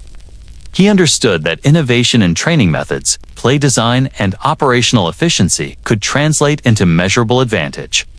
Investment in player development programs, equipment, and logistical planning created a foundation for performance that rival teams struggled to match. Mara's approach illustrated a key principle: resources, applied with strategic insight, could convert potential into results. It was a lesson in leadership as much as in football. Winning was not just about talent or effort. It was about the intelligent orchestration of assets. I have often considered the impact of this philosophy on players. For the first time, many began to perceive their careers within a professional framework rather than a semi-amateur construct. Compensation, stability, and the expectation of accountability combined to create an environment in which performance and preparation were mutually reinforcing. Players knew that their commitment would be matched by organizational consistency. The result was heightened professionalism across the roster, a ripple effect that extended to game day execution, training habits, and long-term career planning. Mara's strategy transformed both culture and expectation. Recruitment was also influenced by market positioning. Mara recognized that financial resources could expand the pool of talent beyond traditional geographic or collegiate boundaries. Scouting became a calculated effort, informed by knowledge of opponents, player characteristics, and systemic needs. Contracts were tailored to attract individuals capable of fulfilling specific roles within the broader organizational structure. Every signing, every negotiation was an investment in competitive advantage. For Mara, winning was an outcome of planning and resource allocation as much as athletic ability. This was a departure from the practices of other owners who relied on reputation, local networks, or opportunistic recruiting. The relationship between money and strategy was evident in decision-making during contentious periods. Mara would assess potential trades, acquisitions, and releases with both immediate and long-term impact in mind. Economic capacity allowed him to absorb short-term risk while positioning the team for sustainable success. Rivals who lacked similar resources could react only defensively. They could attempt to compete, but their strategic options were constrained by operational limits. Mara's foresight created an advantage that extended beyond talent acquisition to encompass the broader infrastructure of competition. Coaching culture also reflected this integration of strategy and finance. Mara demanded accountability without micromanagement. Systems were implemented to measure progress, track performance, and optimize outcomes. Financial stability meant that the staff could focus on execution rather than improvisation. Investment in preparation, film study, and player development reinforced the organizational commitment to winning. Mara's methods were rigorous but fair. They established a precedent in which professionalism was rewarded. Mistakes were corrected systematically, and success became predictable without relying on luck or spontaneity. I have observed that this approach influenced rival teams indirectly. As Mara's success grew, competitors began to adopt elements of his methodology. Scouting, structured training, and financial planning became increasingly essential. The league itself evolved as a consequence. What was initially an advantage for one wealthy owner became a template for broader institutional expectations. Winning as a business strategy created a standard that reshaped the entire competitive landscape. Mara's influence extended far beyond the Giants, redefining both the means and the measure of success in professional football. Players' experience was central to this transformation. They internalized a culture of preparation, accountability, and trust. Performance was no longer purely individualistic. It was systemic, linked to organizational vision and operational capacity. Mara's strategy ensured that effort, skill, and commitment were supported by an infrastructure capable of translating potential into tangible results. The interplay of finance, personnel, and coaching created an environment where excellence was not only possible, but sustainable. Winning became predictable because it was engineered with discipline and insight. The psychological impact on rivals was equally pronounced. Owners accustomed to improvisation and opportunism were forced to reconsider their methods. Mara demonstrated that authority could be leveraged through strategic investment rather than coercion or manipulation. Wealth, when applied judiciously, created competitive advantage that was difficult to challenge. The message was clear. Influence and control in the NFL were increasingly inseparable from financial capacity, strategic insight, and disciplined execution. The era of chance-based success was giving way to an era of deliberate design. Mara's strategy also shaped the broader league economy. Players, coaches, and teams recognized that systematic investment could elevate standards across the board. Negotiations, contracts, and operational decisions were increasingly informed by expectation of professionalism, consistency, and strategic foresight. Rival owners could no longer rely solely on tradition or improvisation. Competitive advantage was now anchored in planning, resources, and methodical execution. Mara's approach demonstrated that winning was not a product of luck or talent alone. It was a measurable outcome of strategic orchestration. In reflection, the period when winning became a business strategy illustrates a fundamental transformation in professional football.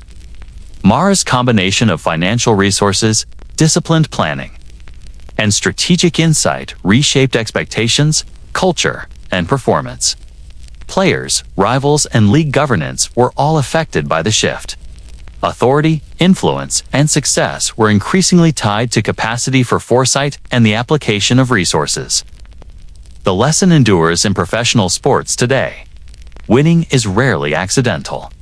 It is engineered through deliberate strategy, careful planning, and disciplined investment in talent and infrastructure.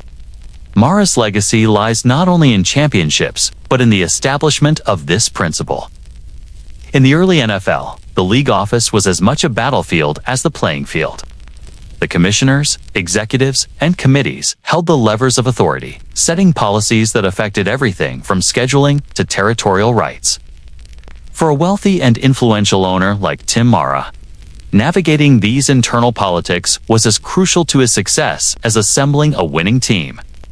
The league office was populated by men who were loyal, ambitious, cautious, or openly hostile. Alliances were fragile and constantly shifting. Understanding who supported him and who opposed him was essential to maintaining both influence and stability. Mara's relationships within the league office were shaped by both respect and suspicion. Some commissioners appreciated his financial contributions, recognizing that his resources stabilized the league. They saw in him a figure capable of ensuring that obligations were met, that contracts were honored, and that the league could survive financial uncertainty. These allies valued consistency and reliability. Mara's influence was reinforced not through overt intimidation, but by demonstrating competence and operational excellence. He provided a model for what ownership could achieve when backed by capital and strategic foresight. Yet there were others who viewed him as a threat. Old guard executives resented the concentration of power in one individual. Committees sometimes acted as extensions of these rivalries, scrutinizing decisions with extra caution, questioning intentions, and resisting proposals that appeared to favor the giants. Mara's wealth and strategic advantage unsettled them. They feared that his influence could undermine their authority, diminish their relevance, and reshape league priorities according to his vision.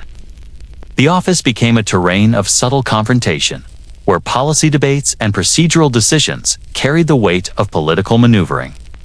I've observed that Mara's method for navigating this environment was careful and deliberate. He did not seek to dominate the office through aggressive action or overt coercion. Instead, he cultivated relationships, demonstrated competence, and maintained a consistent presence in meetings and negotiations. Allies were reinforced by trust in his judgment, while opponents were often disarmed by the consistency of his strategy. The league office was a study in balance. Authority could be exercised effectively without confrontation, provided one understood the motivations, insecurities, and priorities of the people involved. Mara mastered this balance with remarkable skill. Committees were one of the arenas where influence and resistance collided most visibly. These groups set rules regarding player conduct, scheduling, and disputes among owners. Mara recognized that committees could be a source of both obstruction and opportunity. He participated actively, ensuring that his voice was heard while avoiding direct confrontation that might alienate potential allies. Strategic negotiation became essential. His interventions were calculated to secure advantage for the giants while maintaining the appearance of fairness and procedural propriety.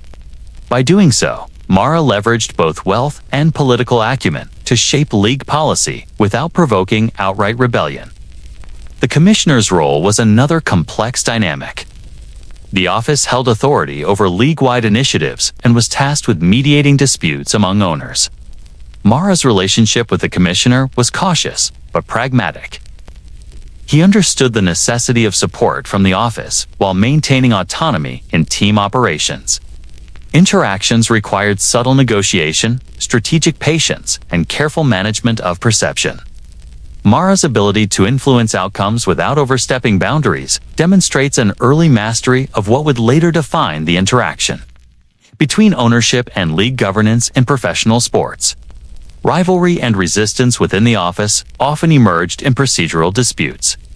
Mara's proposals were sometimes met with delays, additional scrutiny, or pointed questioning. This was less about the content of his initiatives and more about asserting influence against a figure whose authority was enhanced by resources that could not be challenged directly. Mara responded with patience and precision, providing documentation, rationales, and measured arguments. His approach reinforced credibility while gradually demonstrating that resistance could not obstruct the consistent application of strategic vision. Authority exercised with patience proved more effective than confrontation in shaping league outcomes. I have often reflected on the psychological dimension of these conflicts. Mara's opponents were frequently frustrated by their inability to match his combination of financial power and operational skill. Their objections could delay decisions, but they could not undermine credibility built on consistent results. Mara's presence became both a stabilizing and disruptive force. Allies appreciated the reliability, while rivals were forced to adapt. This duality underscores a fundamental tension in professional sports governance. Influence can be wielded quietly, methodically, and effectively, without requiring overt domination. Mara understood this principle intuitively and applied it consistently. Players were aware of the political currents within the office, even if indirectly. The perception that the Giants were backed by both wealth and strategic insight contributed to loyalty, performance, and confidence. Stability within the league office reinforced the reliability of contracts, scheduling, and team operations. Mara's ability to maintain influence, navigate resistance, and secure procedural advantage enhanced the professional environment for his roster. It was a lesson in the indirect impact of governance on athletic performance. Leadership in the league office could ripple outward to affect players, competition, and organizational culture. The tension between influence and resistance also shaped the trajectory of league policies. Committees, executives, and the Commissioner's office were compelled to consider Mara's perspective in ways they had previously resisted with other owners. Decisions regarding territorial rights, player recruitment, and revenue distribution were often informed by his interventions.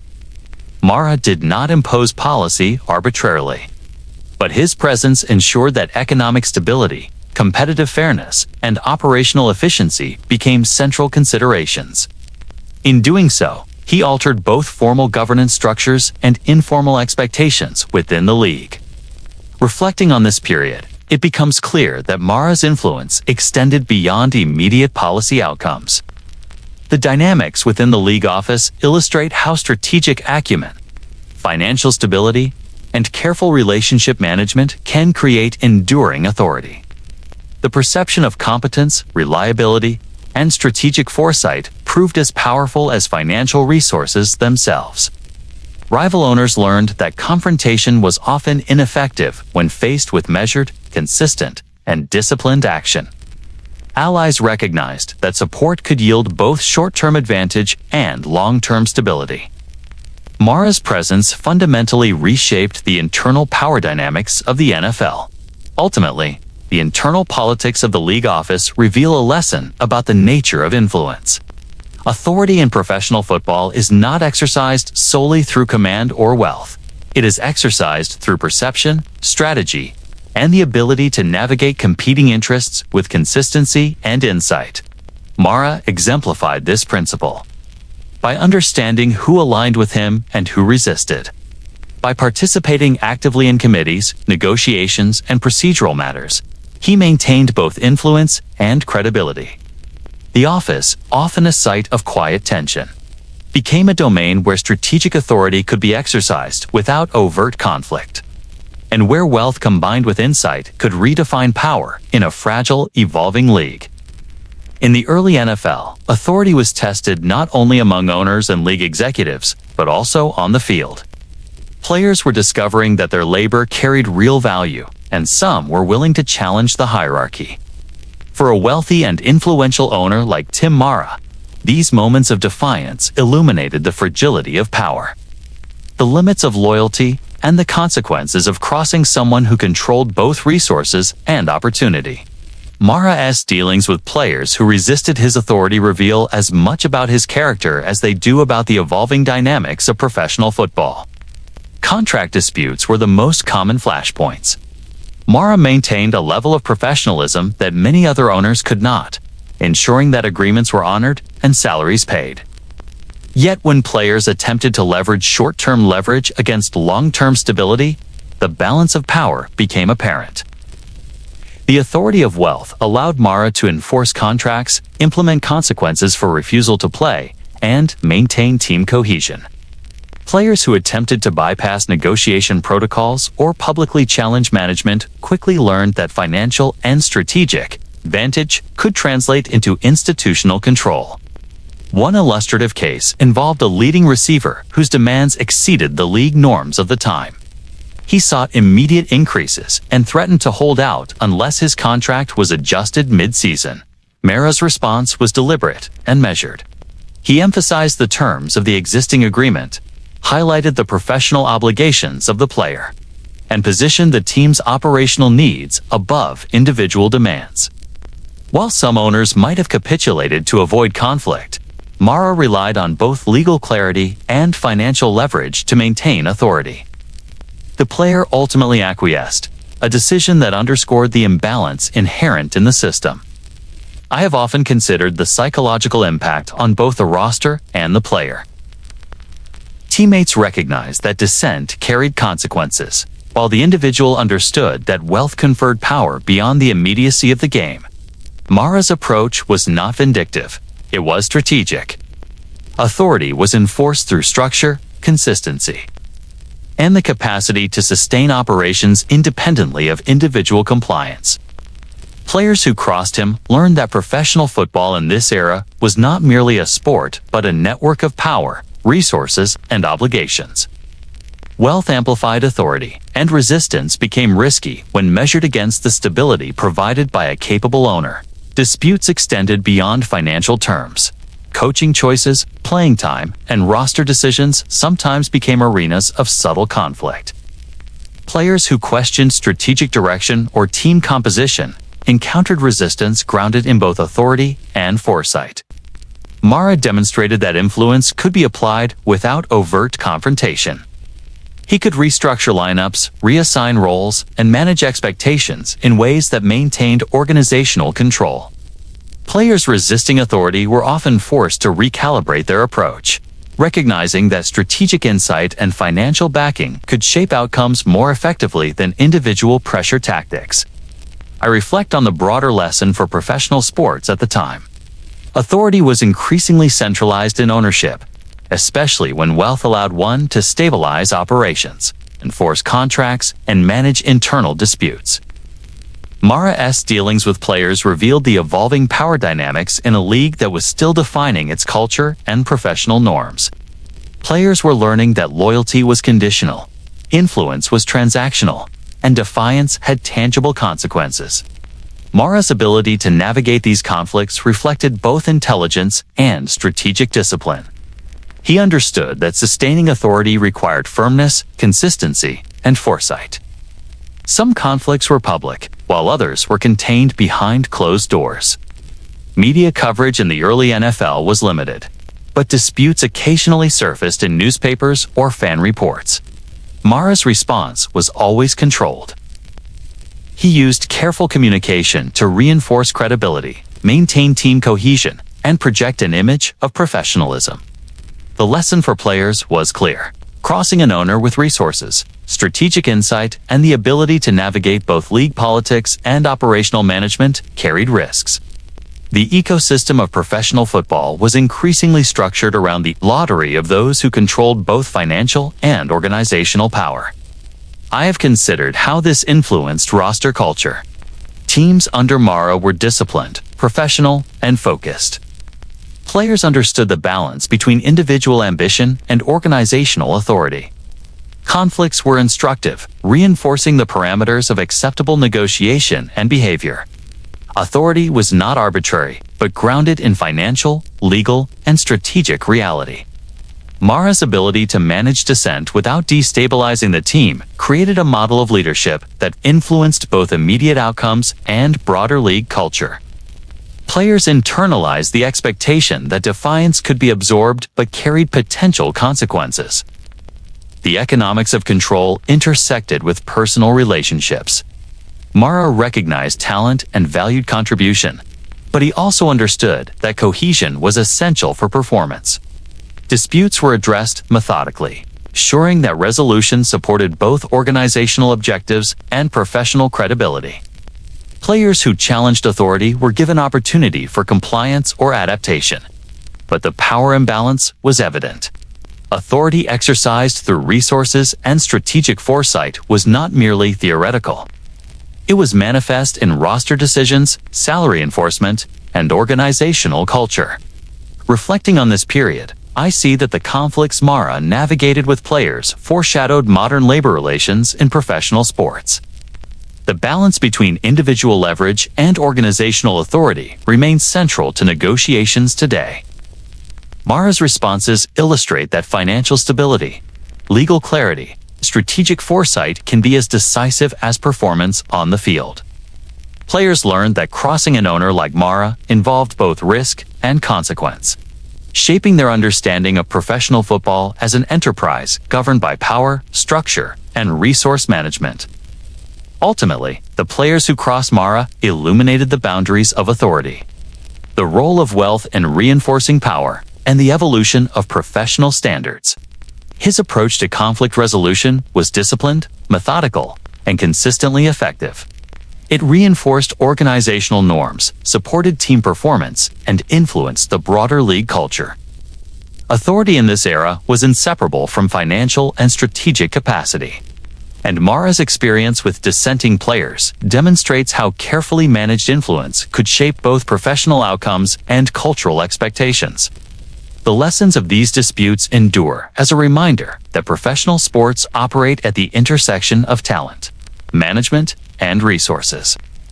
Players who challenge authority test both limits and boundaries, and owners with strategic insight and economic leverage can maintain equilibrium without descending into chaos. Mara's ability to manage these dynamics reflects a profound understanding of human behavior, organizational structure, and the central role of wealth in shaping outcomes. Conflict was inevitable, but how it was resolved defined both legacy and influence. In the early decades of professional football, media coverage was uneven and selective. Newspapers, radio networks, and the occasional sports magazine held immense power over public perception. For an owner like Tim Mara, whose presence and decisions were quietly reshaping the league, the press could be both a shield and a threat. Coverage rarely captured the full complexity of his influence. Stories of wins, losses, and on-field heroics were easy to report. But the behind-the-scenes negotiations, the strategic planning, the financial leverage that underpinned his authority were rarely conveyed. In many ways, Mara was operating in a parallel world, a league within the league that the public only glimpsed through the filter of conventional reporting. The newspapers were often loyal to local teams or traditional owners. They had their own alliances and rivalries, which influenced how they covered events. Mara, with his wealth and assertive management style, disrupted expectations. Journalists frequently admired his results, but questioned his methods. Stories might emphasize a controversial trade or a heated contract dispute, but they rarely explored the deeper mechanics of his strategy. Coverage was transactional, highlighting immediate drama while leaving systemic influence largely invisible. Mara understood this dynamic and used it to his advantage. Public scrutiny was managed indirectly by delivering results and maintaining professionalism. Radio networks added a new layer to the media landscape. The immediacy of broadcast allowed fans to experience games in real time, and announcers shaped narratives for listeners who could not attend. Mara's teams were often praised for execution, strategy, and talent, yet the commentary rarely addressed the orchestration behind the scenes. Coaches and players received attention for their efforts, while the structural and financial planning that made success possible remained hidden. Mara's influence was a quiet constant, unacknowledged in headlines or playby. The contrast between public narrative and private reality exemplified the selective visibility of power in professional football. I have observed that the media war was not merely about praise or criticism. It was a contest over narrative control. Rival owners and factions within the league sometimes sought to influence reporting to portray Mara as arrogant or manipulative. Newspapers would amplify disputes, question his motives, or focus on controversies while ignoring the consistency and professionalism that underpinned his success. Mara's response was largely indirect. He did not confront journalists aggressively. Instead, he relied on results, reliability, and procedural authority to speak for themselves. Public perception could be shaped by events, but Mara's internal control ensured that narrative distortions could not undermine operational effectiveness. Controversy was a tool in itself. Stories of contract disputes, player discipline, or rule interpretations were often highlighted because they generated attention. Mara's presence in these narratives was frequently framed as disruptive, even when the outcomes favored league stability. Journalists, constrained by deadlines and audience expectations, rarely examined the systemic implications of his actions. This selective reporting created a tension between what the public believed about Mara and the actual strategic depth of his influence. Mara understood the gap and operated effectively within it, shaping outcomes while allowing media to provide a curated version of events. One of the more striking dimensions of this media war was the suppression of certain information. Leaks, rival statements, and disputes often appeared in the press, but coordinated or behind-the-scenes deals went unreported. Mara negotiated contracts, territorial arrangements, and committee agreements with precision, ensuring that sensitive details remained confidential. The media could report visible conflict, but could not access the subtleties of authority, influence, and strategic investment that defined his power. Mara's silence became as effective as his negotiation skills. By controlling what could be observed, he shaped the league's trajectory without needing public endorsement. I have often reflected on how this dynamic affected players. The press tended to spotlight individual performance, touchdowns, interceptions, and scoring plays.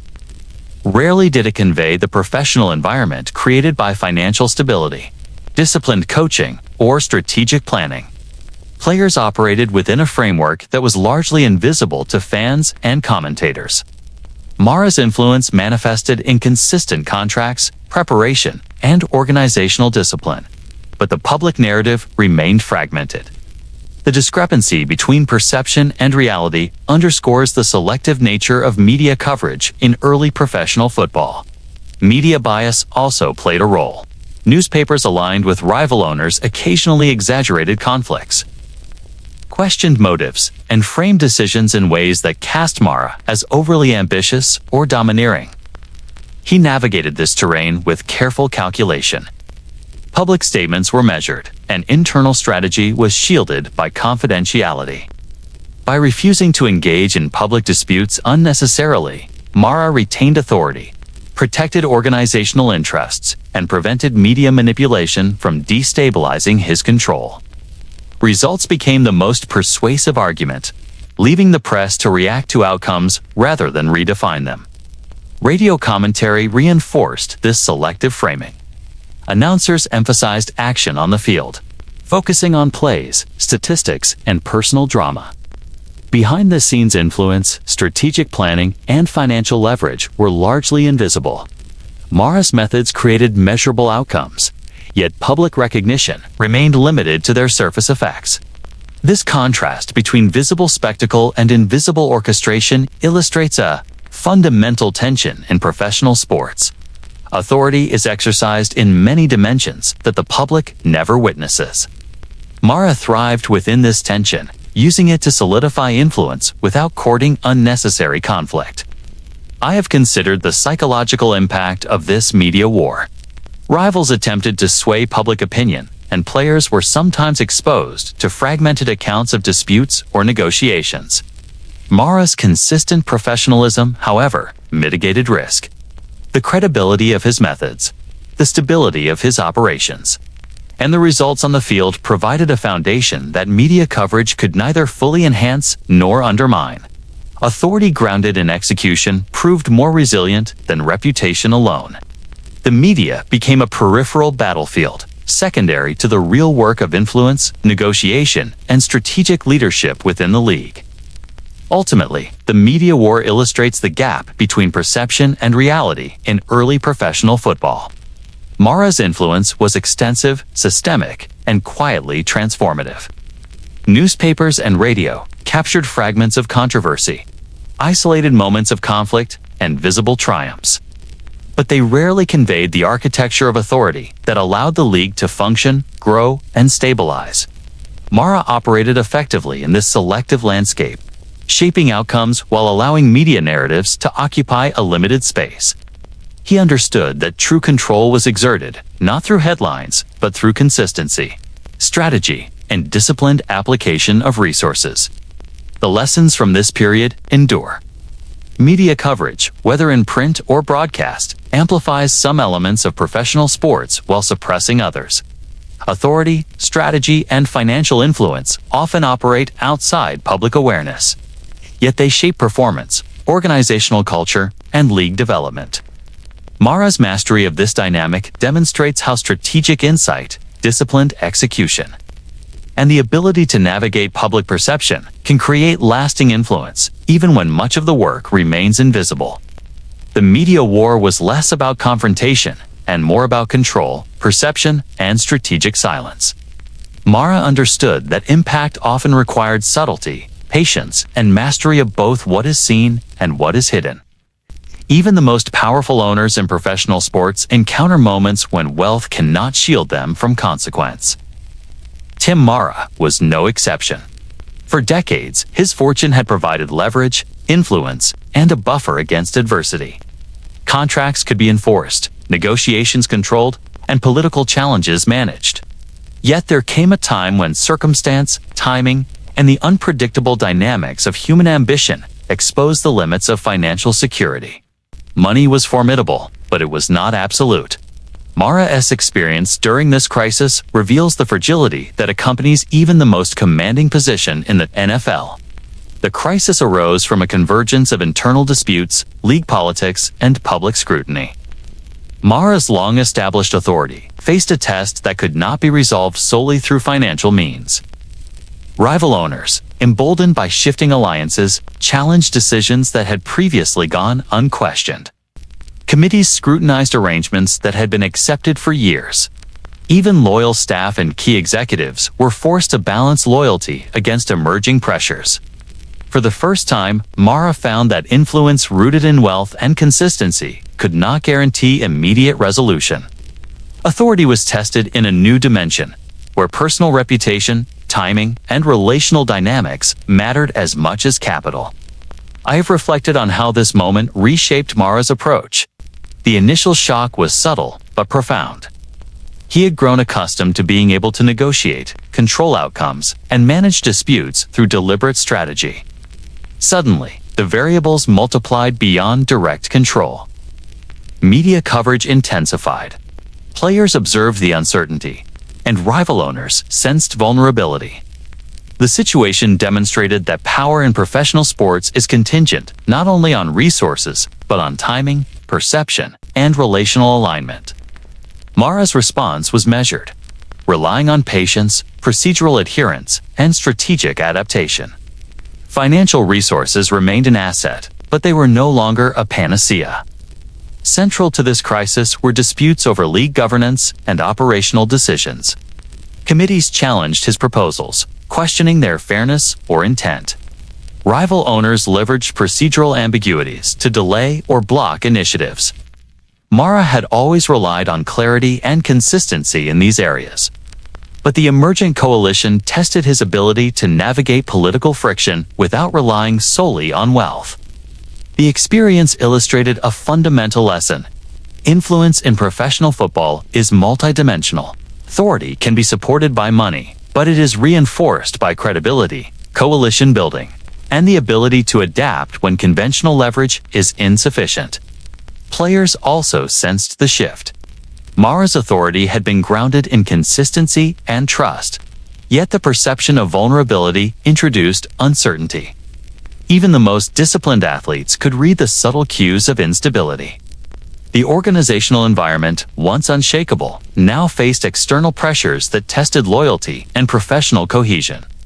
Mara recognized that maintaining performance required more than enforcement of contracts or financial incentives.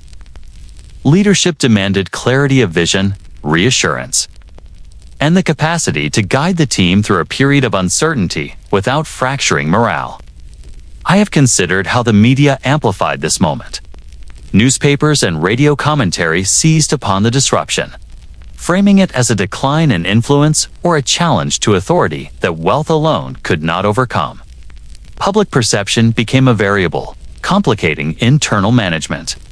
Mara's experience demonstrates that in professional sports, wealth can protect outcomes, but it cannot fully control narrative or perception. Leadership is exercised not only through capital, but through strategic communication, reputation management, and the ability to maintain organizational integrity under scrutiny. The crisis reached a critical point when procedural obstacles threatened operational stability. Mara could no longer rely on unilateral enforcement of policy or financial leverage to ensure compliance. Decisions had to be negotiated, consensus built, and relationships managed with care. The episode underscores a principle that often goes unacknowledged in professional sports. The exercise of power is contingent on multi-layered alignment. Money can provide options, but authority is contingent on trust, coalition building, and procedural legitimacy. Mara's response was to engage with these dimensions deliberately, using strategic patience and foresight to regain equilibrium. I have often reflected on the personal dimension of this experience. Mara, who had long been accustomed to the protective buffer of wealth, encountered stress, uncertainty, and a sense of vulnerability. This period revealed the human element underlying professional authority. No matter how strategic or financially secure an owner might be, external pressures can expose fragility. Mara's resilience in this moment was a testament not only to his intelligence and foresight, but to his capacity to adapt under duress. Wealth provided tools, but character and strategic judgment determined the outcome. One of the key lessons of this period is that crises in professional sports are rarely purely financial. They involve networks of relationships, institutional norms, and the dynamics of perception. Mara's wealth gave him leverage, but it could not substitute for the nuanced management required when alliances shifted. Procedural constraints tightened, and public attention magnified vulnerabilities. Leadership demanded a combination of patience, foresight, and adaptability that extended beyond the balance sheet. Mara's ability to navigate this environment reinforced the distinction between authority derived from resources and authority reinforced through skill, judgment, and relational intelligence.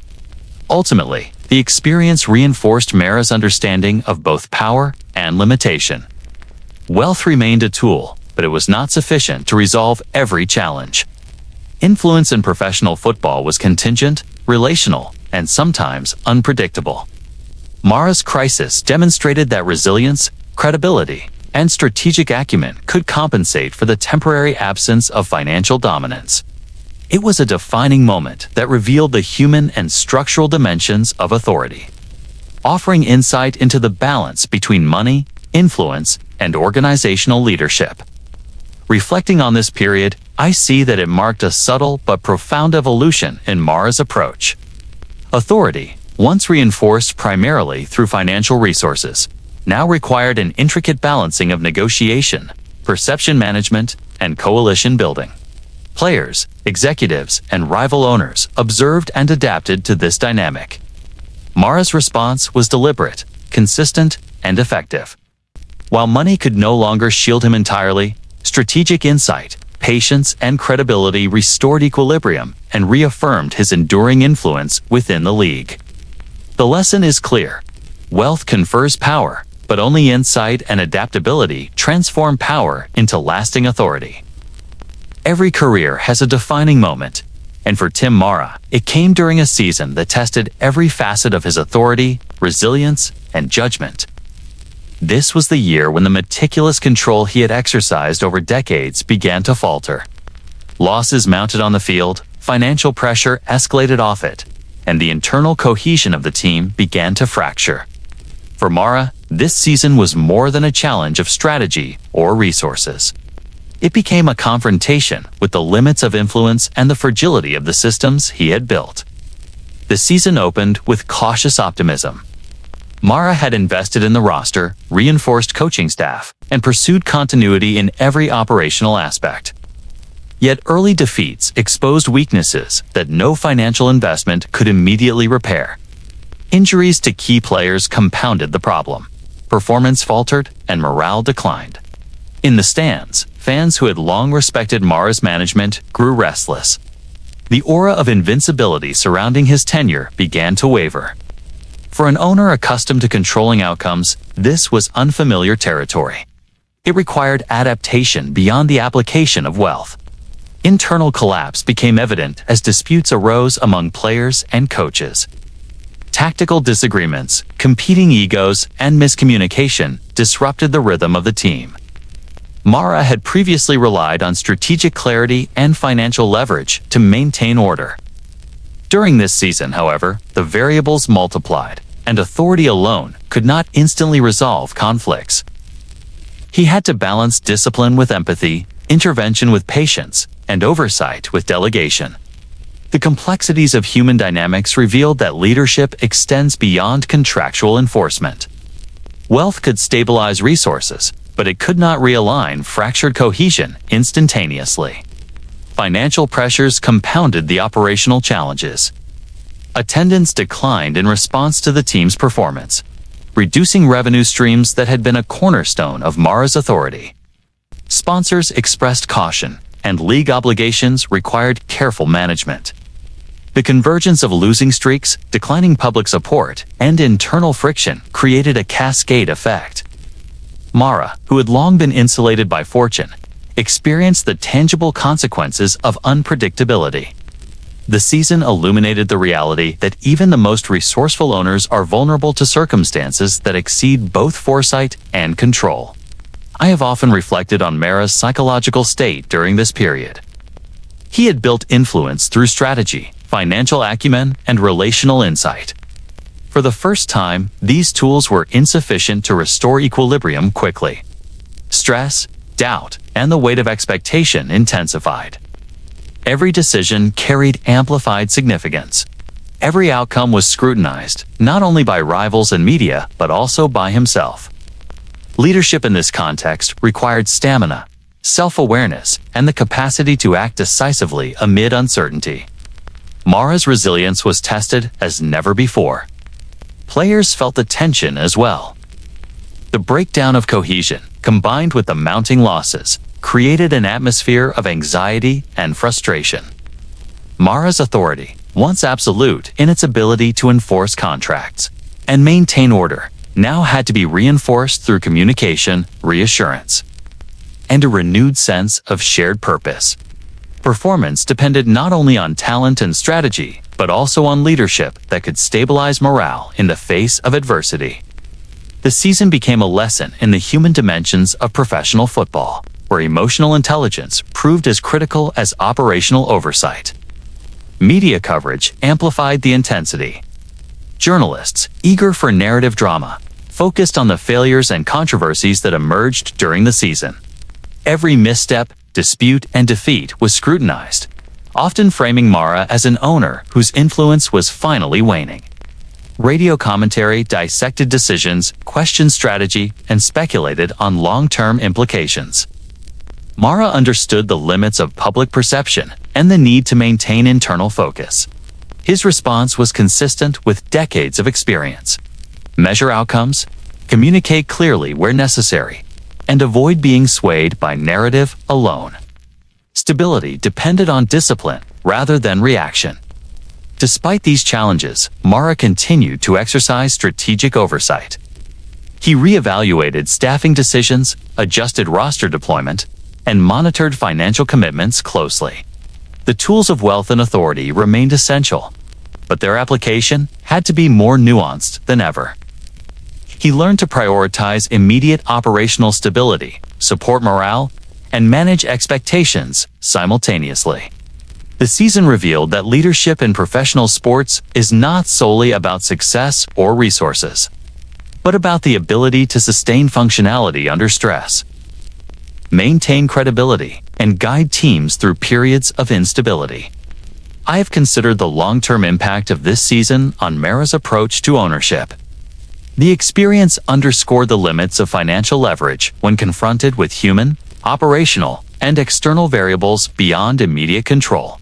It revealed that influence is contingent not only on resources, but on adaptability, communication, and the capacity to absorb setbacks without losing strategic direction. Mara's methods evolved as a result, integrating resilience, patience, and a more holistic understanding of authority. The season, though challenging, became a catalyst for refinement and growth in leadership style. The season that broke him also demonstrated the interdependence of factors in professional football. Winning required more than talent on the field. It depended on cohesion, communication, strategic foresight, financial management, and public perception. Mara had mastered many of these domains over decades, but this season forced him to confront their integration in a concentrated, high-pressure environment. Every misalignment was magnified. Every decision carried weight, and every outcome influenced perception. The lessons of this period resonate as a study in organizational complexity, resilience, and the limits of influence. Ultimately, this season serves as a reminder that even the most seasoned, wealthy, and capable owner is vulnerable to the unpredictability inherent in professional sports. Mara's authority was challenged not because of incompetence, but because of the convergence of circumstances that tested both strategy and human resilience. Leadership is measured not in flawless execution, but in the capacity to navigate adversity while preserving credibility, cohesion, and vision. The season that broke him illuminated the realities of ownership, influence, and the human dimensions of professional football in stark and unflinching terms. Isolation is a subtle and often cruel force in professional sports. For Tim Mara, the accumulation of wealth, influence, and authority over decades did not insulate him from it. There comes a point in the life of any powerful figure when relationships fray. Alliances shift, and the support structures that once seemed permanent begin to erode.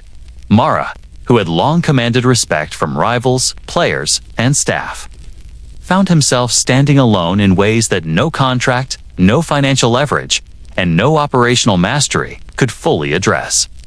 The experience illuminates the human cost of power and the fragile nature of influence in a league built on both competition and cooperation. Mara's isolation was not abrupt. It developed slowly, accumulating through a series of conflicts, disagreements, and unmet expectations. Rivals in the league office, once cautious in their opposition, began to distance themselves as new alliances formed. Committees and advisory groups, which had once deferred to his experience and judgment, increasingly questioned proposals, delayed initiatives, and withheld support. In the world of professional football, authority is relational. Even the most accomplished owner cannot operate effectively without a network of collaborators, advocates, and allies. Mara experienced the sharp consequences of the gradual erosion of that network. I have reflected on the psychological dimension of this isolation. Authority, when exercised over decades, often depends on a combination of respect, fear, admiration, and mutual benefit. Mara's ability to enforce contracts, manage disputes, and control organizational outcomes had created an aura of invulnerability. Yet, when multiple fronts began to resist, when external pressures increased, and when the loyalty of internal staff was tested, the perception of isolation became a lived reality. Standing alone is not simply the absence of allies. It is the constant awareness that decisions, outcomes, and reputation must be managed without the reassurance of support from those who once shared confidence in one's judgment. The impact on internal operations was immediate and profound. Front office staff, players, and coaches recognized that the owner who had long provided direction and stability was facing heightened external scrutiny. The dynamics of decision-making shifted. Previously smooth negotiations required more explanation. previously unquestioned authority became subject to deliberation and debate. Mara's leadership was exercised in a more careful, deliberate manner, reflecting both his strategic acumen and the subtle vulnerabilities imposed by isolation. He had to navigate a landscape in which every decision was amplified, every choice observed, and every outcome potentially contested. Fans, too, contributed to the sense of isolation. Public perception is an unpredictable force. Mara's tenure had been marked by respect, admiration, and loyalty. Yet, after periods of on-field struggles and publicized controversies, spectators began to question direction, criticize strategy, and doubt outcomes. Mara's wealth and historical influence could not directly influence the collective sentiment of fans who observed only surface-level results. Isolation in this context became both a social and psychological experience. The owner, who had long been at the center of attention, now felt the absence of shared confidence, encouragement, and validation. Rival owners and league executives further intensified the sense of solitude. Political dynamics shifted as new voices and emerging alliances challenged decisions that Mara had previously guided with authority. Proposals that had once passed with consensus now encountered resistance. Committee votes were closely scrutinized. Long-standing expectations of deference gave way to negotiation, contention, and subtle opposition. Mara was compelled to operate in a landscape where influence had to be asserted with care, diplomacy, and an understanding that authority alone was no longer sufficient to secure outcomes. Wealth remained a tool, but in isolation, even wealth loses the efficiency it provides when allies are absent. I have often considered how Mara's personal character shaped his experience of standing alone. He was disciplined, patient, and capable of enduring stress with remarkable resilience. Yet isolation carries its own psychological weight. It amplifies uncertainty, magnifies responsibility, and exposes vulnerabilities that are otherwise mitigated by collaborative structures. Mara's solitude was not a product of failure or incompetence. It was the natural consequence of operating at the apex of authority in an environment defined by competition, ambition, and shifting allegiances. The strongest leaders can manage external challenges, but isolation introduces a complexity that even the most resourceful cannot fully eliminate. The players felt the reverberations of this isolation as well. Confidence, cohesion, and morale are intertwined with perceptions of leadership.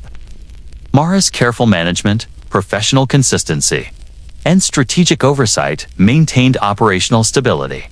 Yet the subtler influence of psychological isolation affected how staff and athletes interacted with decision-making processes. Leadership in these circumstances required enhanced clarity, empathy, and deliberate reinforcement of trust. Mara had to exercise not only authority but emotional intelligence, ensuring that the team remained focused and motivated despite the absence of external validation. Isolation also influenced Mara's approach to external negotiation and league strategy. Deals that once relied on implicit trust now required explicit communication, documentation, and coalition building. Rival owners monitored and contested proposals. Committees and advisory groups were cautious, observing patterns of decision-making closely. Mara's ability to navigate these circumstances reflects a sophisticated understanding of authority, demonstrating that leadership under isolation requires a combination of patience, strategic foresight, and precise calibration of influence. Wealth alone could no longer accelerate consensus or suppress dissent. Ultimately, Mara's experience standing alone reveals a core truth about power in professional sports. Authority and influence are multidimensional and relational. Financial resources, operational control, and strategic vision are indispensable, but they are insufficient when the human and political elements of leadership are challenged. Isolation is both a test and a measure of resilience, demanding clarity of purpose, consistency in action, and endurance in the face of scrutiny. Mara's response illustrates how even the most seasoned owner can confront adversity with intelligence, discipline, and adaptability. preserving both credibility and organizational stability. This period of solitude became a defining chapter in Mara's legacy. It revealed the tension between wealth and human dynamics, authority and relational dependence, strategy and perception. The owner who stood alone was forced to rely on skills beyond financial leverage, negotiation, psychological insight, and the ability to maintain cohesion under duress. Mara endured, adapted, and emerged with his influence intact, yet transformed by the experience of confronting the limits of power in a complex social and professional ecosystem. Power is often invisible, recorded in ink on paper, etched in correspondence, and preserved in archives few will ever examine. For Tim Mara, decades of authority, negotiation, and strategic maneuvering left a paper trail that reveals dimensions of his influence previously unknown to the public. Contracts, letters, meeting minutes, and private testimonies collectively illuminate a man whose motives and strategies were far more intricate than the headlines suggested. Exploring these hidden records offers a rare glimpse into the mechanics of authority, the weight of ambition, and the careful orchestration of influence in the early NFL. Some of the most revealing documents were letters exchanged with fellow owners, coaches, and executives. These correspondences expose both the tactical and personal dimensions of Mara's leadership. Negotiations over territorial rights, player contracts, and committee decisions were conducted with precision and clarity. Yet alongside these transactional communications, personal notes reflected his concerns about loyalty, trust, and the ethical dimensions of influence. Mara was meticulous not only in enforcing agreements, but also in articulating principles that governed his approach. The letters suggest a man acutely aware that wealth alone could not maintain control without consistent judgment and relational understanding. Meeting minutes from league assemblies offer further insight. They reveal debates in which Mara's voice, once commanding and largely unchallenged, was measured against emerging alliances and rival interests. His interventions were calculated, emphasizing precedent, procedural logic, and long-term consequences. Observing these records, one sees how he negotiated authority not through intimidation or spectacle, but through disciplined application of knowledge, timing, and strategic persuasion. The documents demonstrate that control in the NFL was not merely the product of wealth, but also of intelligence, patience, and mastery of process. Testimonies from coaches, players, and staff provide another layer of understanding. Many reflected on Mara's ability to anticipate conflict, mediate disputes, and maintain focus during moments of uncertainty. They describe an owner whose decisions were deliberate, informed by experience, and grounded in an awareness of both human behavior and organizational dynamics. These accounts reveal the subtle interplay between authority, strategy, and human psychology. Mara's influence was not coercive. It was structural, relational, and often invisible to observers who focused only on surface-level events. I have studied letters that discussed player negotiations and financial arrangements. Mara consistently sought solutions that balanced fairness, sustainability, and competitive advantage. His approach was analytical, not reactive. He understood that immediate compliance was less valuable than long-term stability, and he structured contracts and agreements to reflect that perspective. The correspondence shows how he leveraged resources not to dominate in the moment, but to construct a durable framework of authority. In this way, the records provide a blueprint of strategic ownership rarely visible in contemporary narratives about professional sports. Some documents hint at conflict management strategies. Mara was frequently confronted with disputes over roster decisions, coaching assignments, and territorial encroachments. The letters and internal notes demonstrate that he relied on structured communication, meticulous record-keeping, and careful attention to timing to navigate disagreements. By maintaining comprehensive documentation, he ensured that decisions were defensible, transparent to necessary parties, and resilient against challenge. These practices illustrate how the hidden infrastructure of governance supports visible outcomes and underscores the precision required to sustain authority over decades. I have reflected on the lost or missing correspondence. some letters disappeared, likely removed intentionally by rivals or misfiled over time. These gaps suggest an awareness of the potential consequences of exposure. Mara operated in an environment where information was power, and selective preservation or destruction of records was a calculated measure. The absence of certain documents magnifies the significance of those that remain, revealing patterns of strategic thinking, ethical consideration, and tactical foresight. In studying the records, one gains insight into both what Mara revealed and what he deliberately concealed, providing a more nuanced understanding of his influence. Archival materials also shed light on Mara's relationship with league governance. He corresponded with commissioners, committee chairs, and fellow owners about rule interpretations, procedural reforms, and the equitable application of league policies. The letters reflect a consistent commitment to structure, fairness, and institutional stability. Mara's wealth and status provided access, but his authority was reinforced by credibility and consistent application of principles. The hidden records demonstrate that leadership in the NFL relied as much on mastery of governance as on the accumulation of financial resources.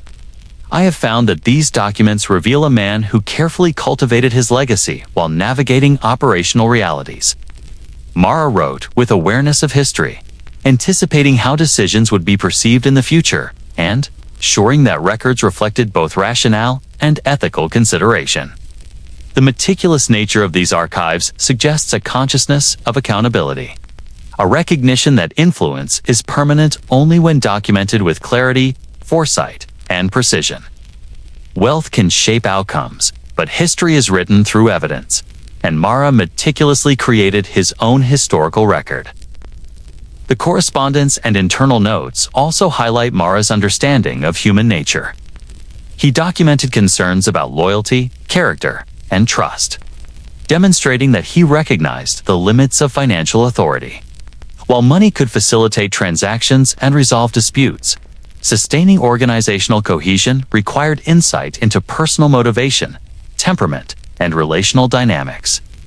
These hidden records provide a rare window into how one of professional football's most powerful figures integrated wealth, strategy, and psychological insight to maintain control over decades of complex operations. Ultimately, the hidden records and lost letters reveal the invisible scaffolding that underpinned Mara's authority. They show that influence is sustained through documentation, foresight, and relational intelligence as much as through financial leverage. They allow us to reconstruct the logic, ethics, and strategic skill behind decisions that shape the NFL's development.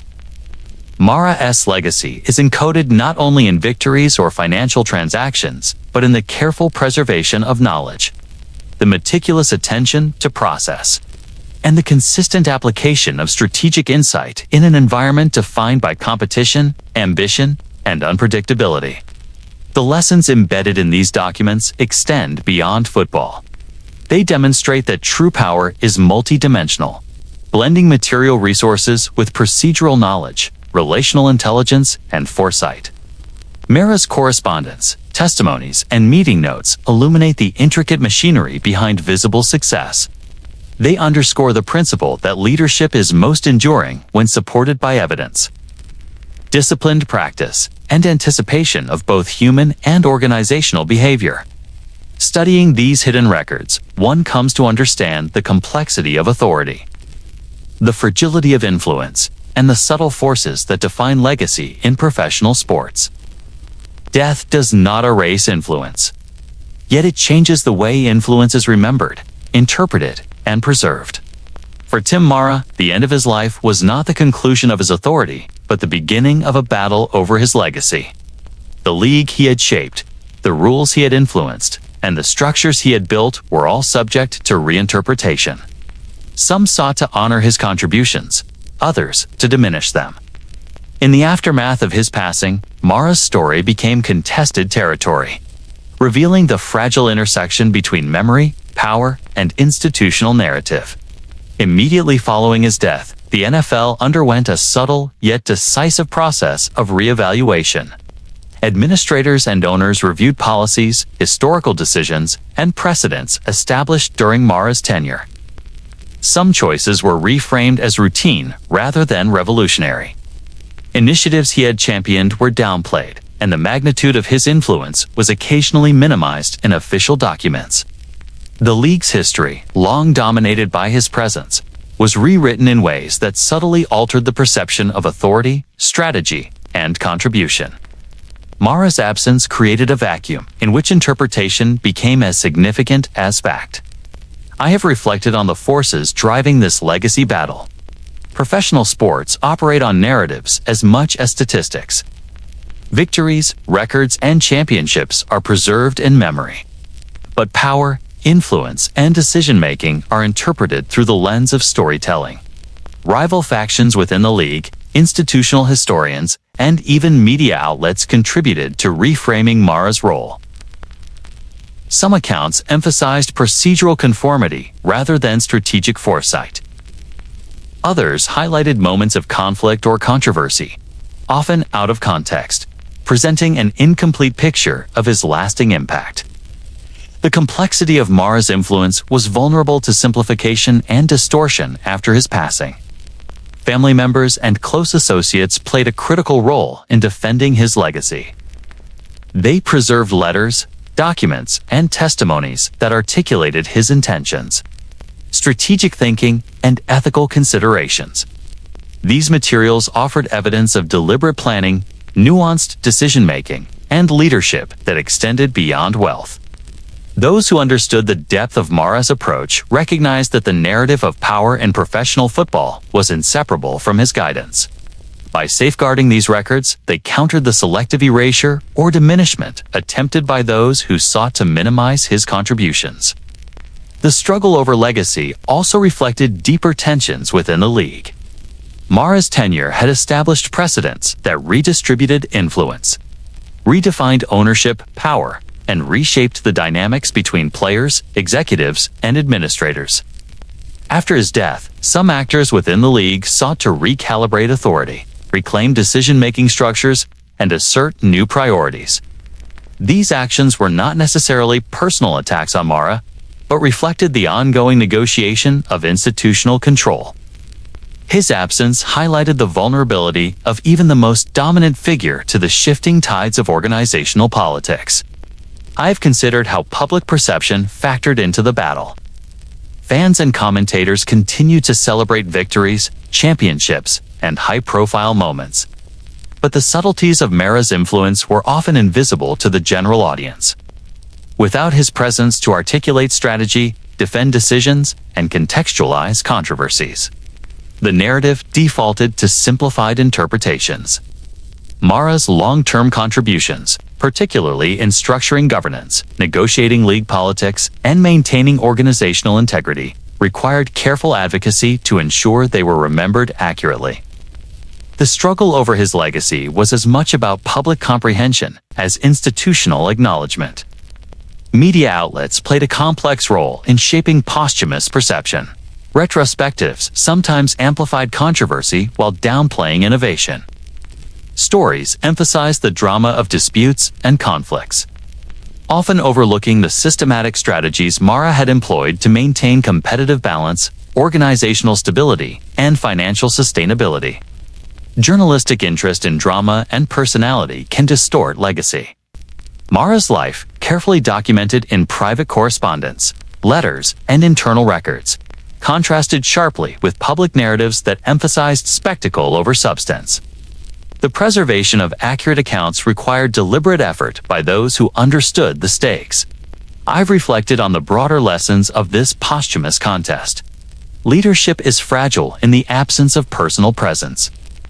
Authority that is exercised consistently during life can be vulnerable to reinterpretation once the individual is gone. Mara's legacy demonstrates that influence extends beyond action and into the domain of memory, documentation, and advocacy. Those who control narrative have a capacity to reshape perception. Mara's example reminds us that power is not only exercised during life, but also contested and defended after death. Institutional memory proved critical in this period. Archives, internal records, and private letters provided evidence that countered selective erasure. They revealed Mara's reasoning, foresight, and strategic decisions that guided the league through periods of instability. Supporters leveraged these materials to argue for historical accuracy, emphasizing the structural and procedural innovations he implemented. The preservation and interpretation of documentation became central to defending Mara's legacy and ensuring that his contributions would be recognized in league history. The battle over legacy also underscores the interplay between human ambition and institutional continuity. Mara had lived at the intersection of wealth, authority, and organizational stewardship.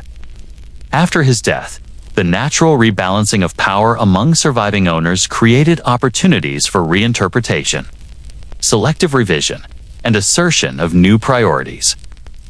Mara's influence had been both material and procedural. The challenge was to ensure that the procedural dimension remained acknowledged, preserving the mechanisms he had implemented for fairness, competition, and strategic foresight. Ultimately, the posthumous struggle over Mara's legacy illustrates the limits of wealth in preserving influence after death. Financial resources, operational control, and authority are effective in life, but legacy depends on documentation, advocacy, and institutional memory. Those who understood Mara's contributions and preserved evidence were able to maintain his place in history, countering efforts to minimize or distort his impact. Mara's story demonstrates that the battle for recognition continues beyond personal achievement, highlighting the enduring tension between memory, interpretation, and institutional narrative in professional sports. Mara's death initiated a period of reflection, reassessment, and debate. Some within the league sought to emphasize continuity over innovation, reducing the prominence of his strategic interventions. Others, including family and close allies, worked to ensure that records, correspondence, and testimonies preserved the full scope of his influence. The outcome of this struggle was not only a matter of historical record, but a reflection of how organizations remember, honor, and interpret leadership. Mara's legacy became a case study in the vulnerability of influence to interpretation, perception, and the passage of time. Through this struggle, one sees the human dimensions of authority and memory.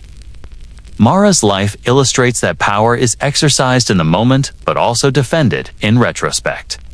Influence is multifaceted, encompassing wealth, strategy, judgment, and relational skill. Legacy, by contrast, is a negotiation of interpretation, documentation, and advocacy.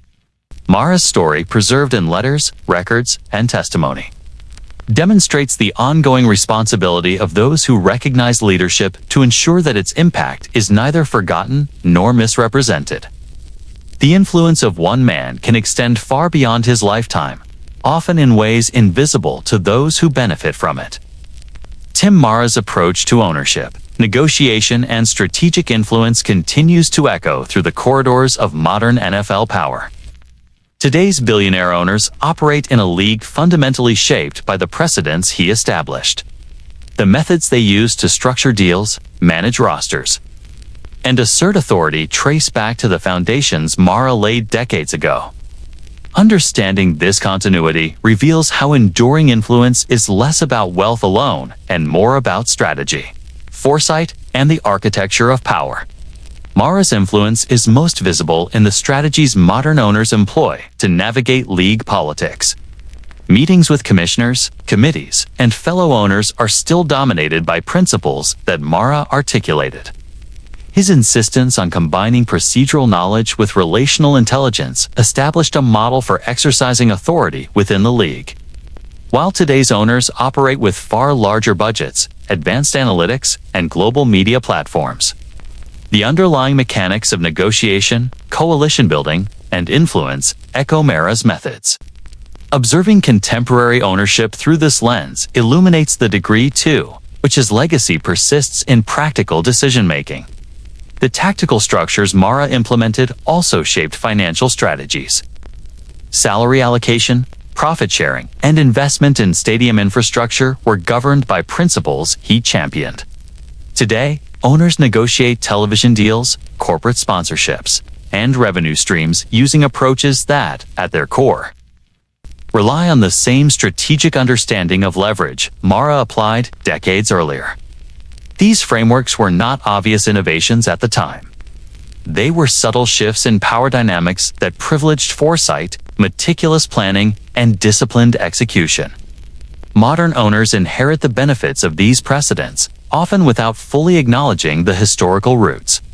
Roster management is another area where Mara's influence remains evident.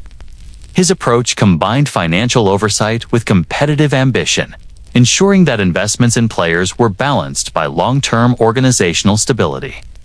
Today, billionaire owners employ sophisticated analytics, salary cap management, and strategic acquisitions, yet the foundational principle remains.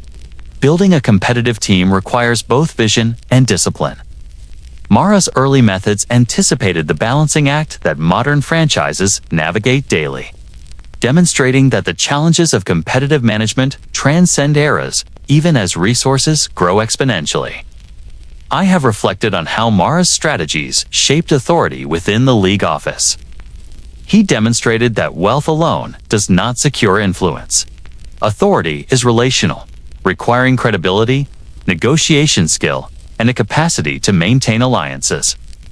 Modern owners who command billion-dollar teams still navigate committee votes, rule revisions, and policy negotiations using the relational acumen Mara exemplified.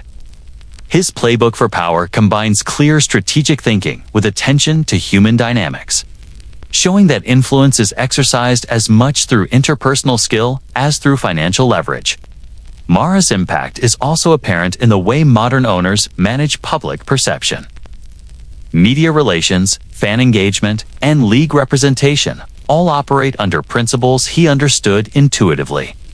The careful balancing of visibility, messaging, and strategic positioning ensures that authority remains respected both internally and externally. Today, teams invest heavily in communications infrastructure. Yet the foundational concept of managing perception to reinforce influence is a direct continuation of Mara's methods. Leadership in professional sports requires as much attention to narrative as to operational execution, a lesson embedded in Mara's practice and preserved in contemporary strategies. I have studied cases where modern owners faced challenges that mirrored those Mara confronted. Conflicts over territorial rights, committee decisions, or player negotiations still occur. In these moments, principles derived from Mara's approach remain instructive. Anticipate resistance. Document decisions meticulously. Maintain relational balance and leverage resources with strategic precision. The continuity is striking.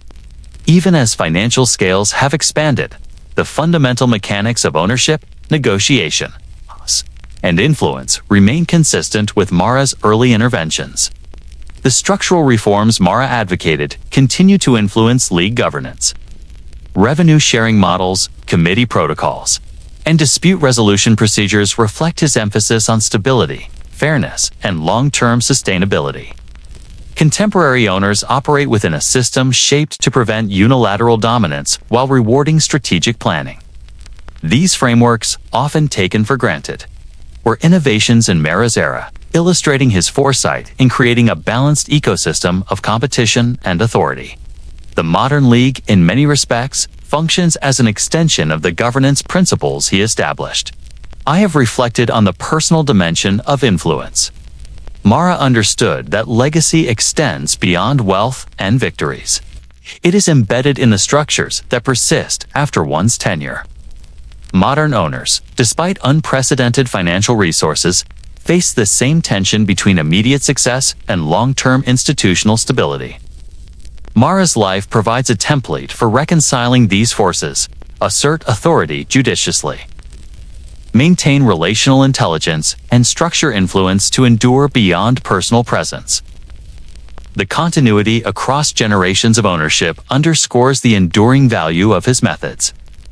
Perhaps most striking is how Mara's influence bridges eras of technology, media, and finance. Billionaire owners today operate in a league transformed by television contracts, global marketing, and advanced analytics. Yet beneath these innovations lie strategic foundations that Mara pioneered: the integration of financial resources with careful procedural management, relational authority, and foresight. The principles are remarkably consistent.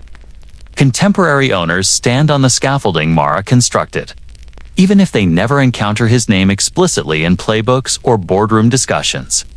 Observing Mara's legacy in modern ownership illuminates the broader lesson of enduring influence. Power is multidimensional.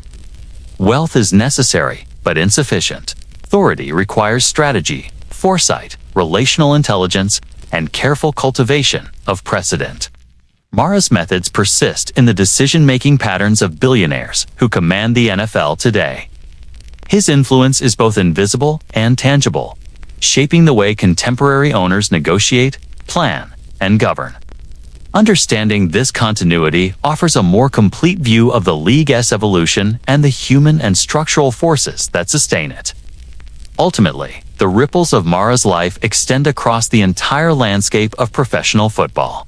Ownership strategies, governance frameworks, roster management principles, and even approaches to public perception reflect a continuity of thought rooted in his experience.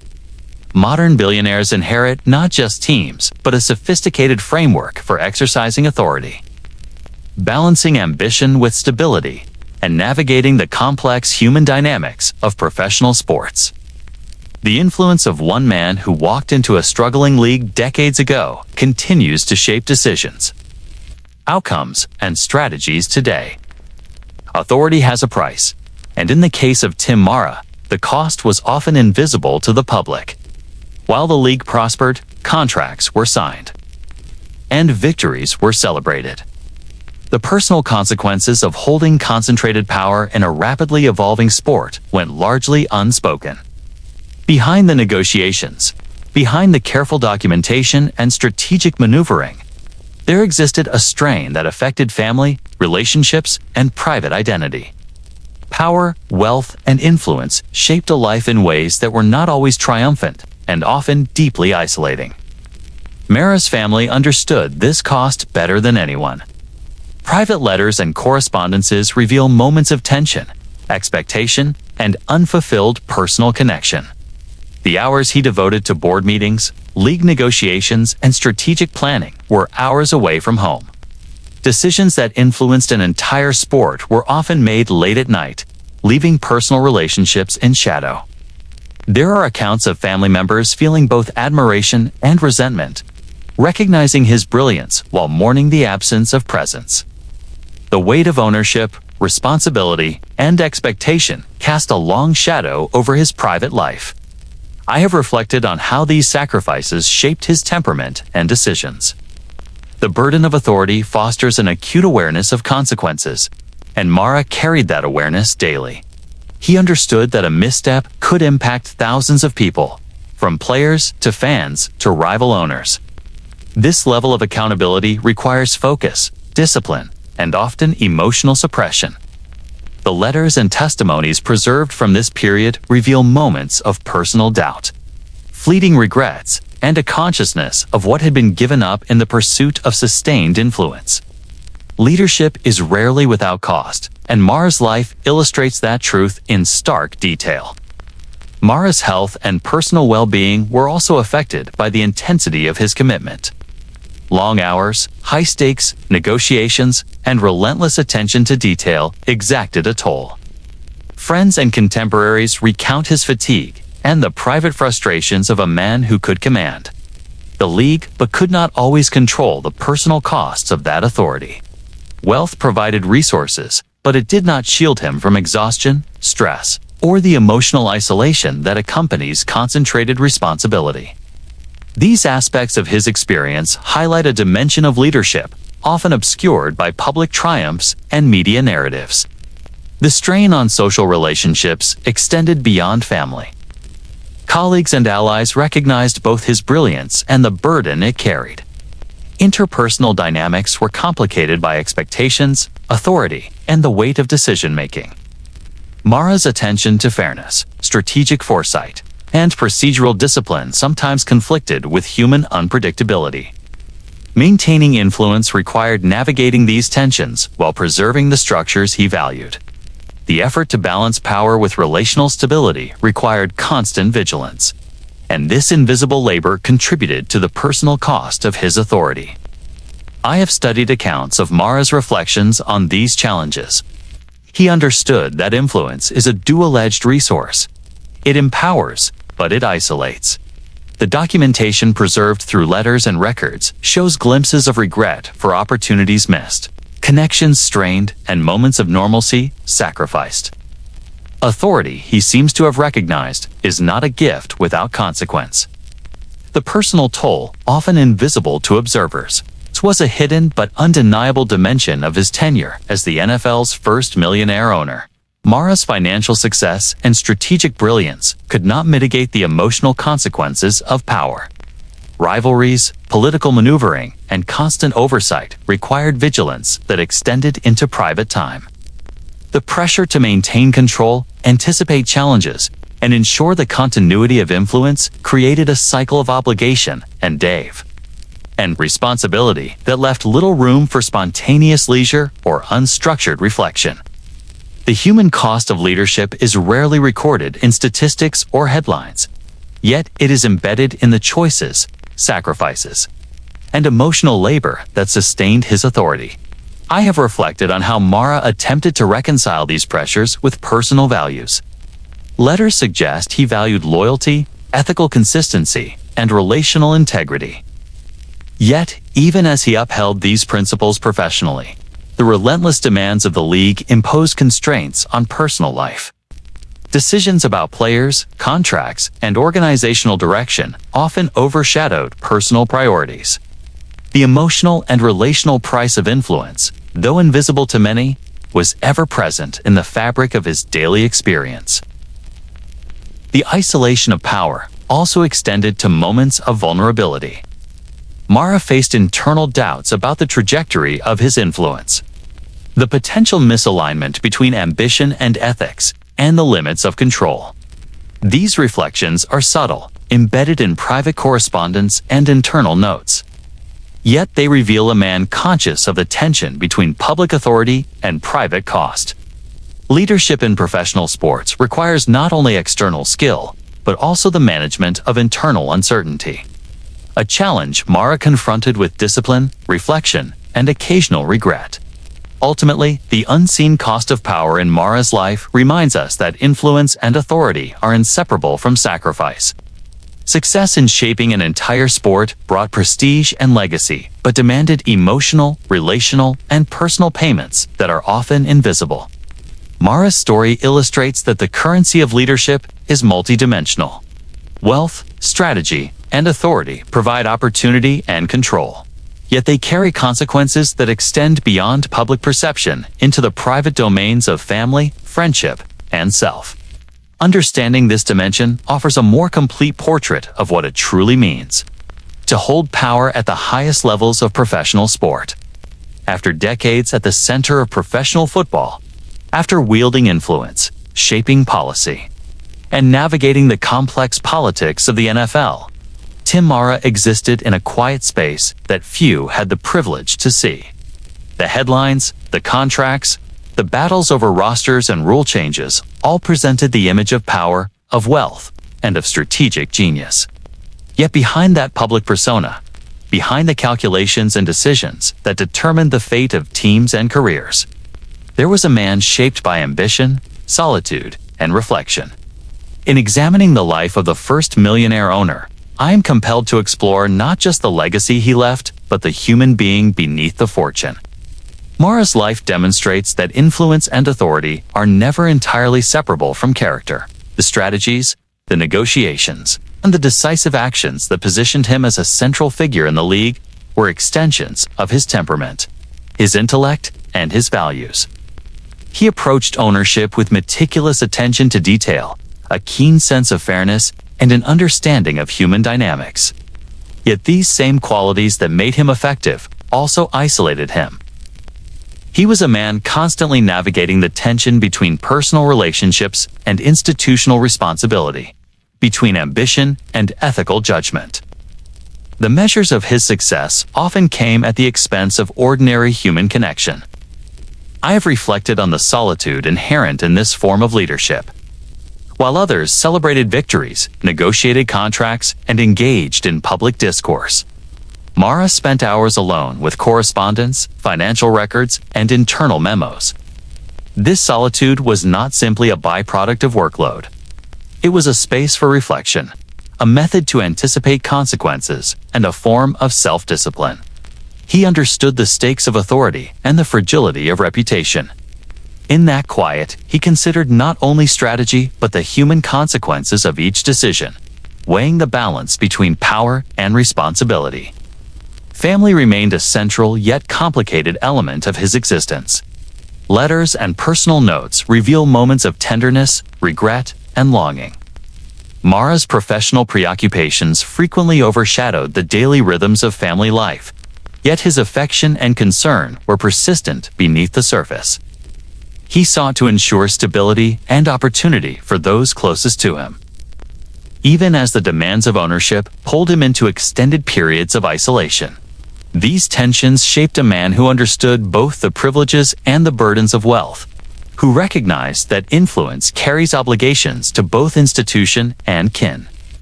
I have considered how Mara's character evolved under the pressures of long-term stewardship. Decades in the shadows of a league he helped construct refined his capacity for patience, judgment, and discretion. Public victories and defeats mattered, but he also learned the value of subtlety, of decisions whose significance would only be recognized with the passage of time. This temporal perspective distinguished him from rivals driven solely by immediate gain. His foresight, patience, and enduring commitment to structural integrity reflected a man who measured success not by transient accolades, but by sustained influence and the resilience of institutions he shaped. Mara's human complexity emerges most clearly in the intersection of authority and vulnerability. Despite his wealth and control, he faced uncertainty, conflict, and the consequences of choices beyond his full command. Rival owners, league politics, and unforeseen events reminded him that power is conditional and relational. These challenges humanized him, revealing a man capable of frustration, reflection, and adaptation.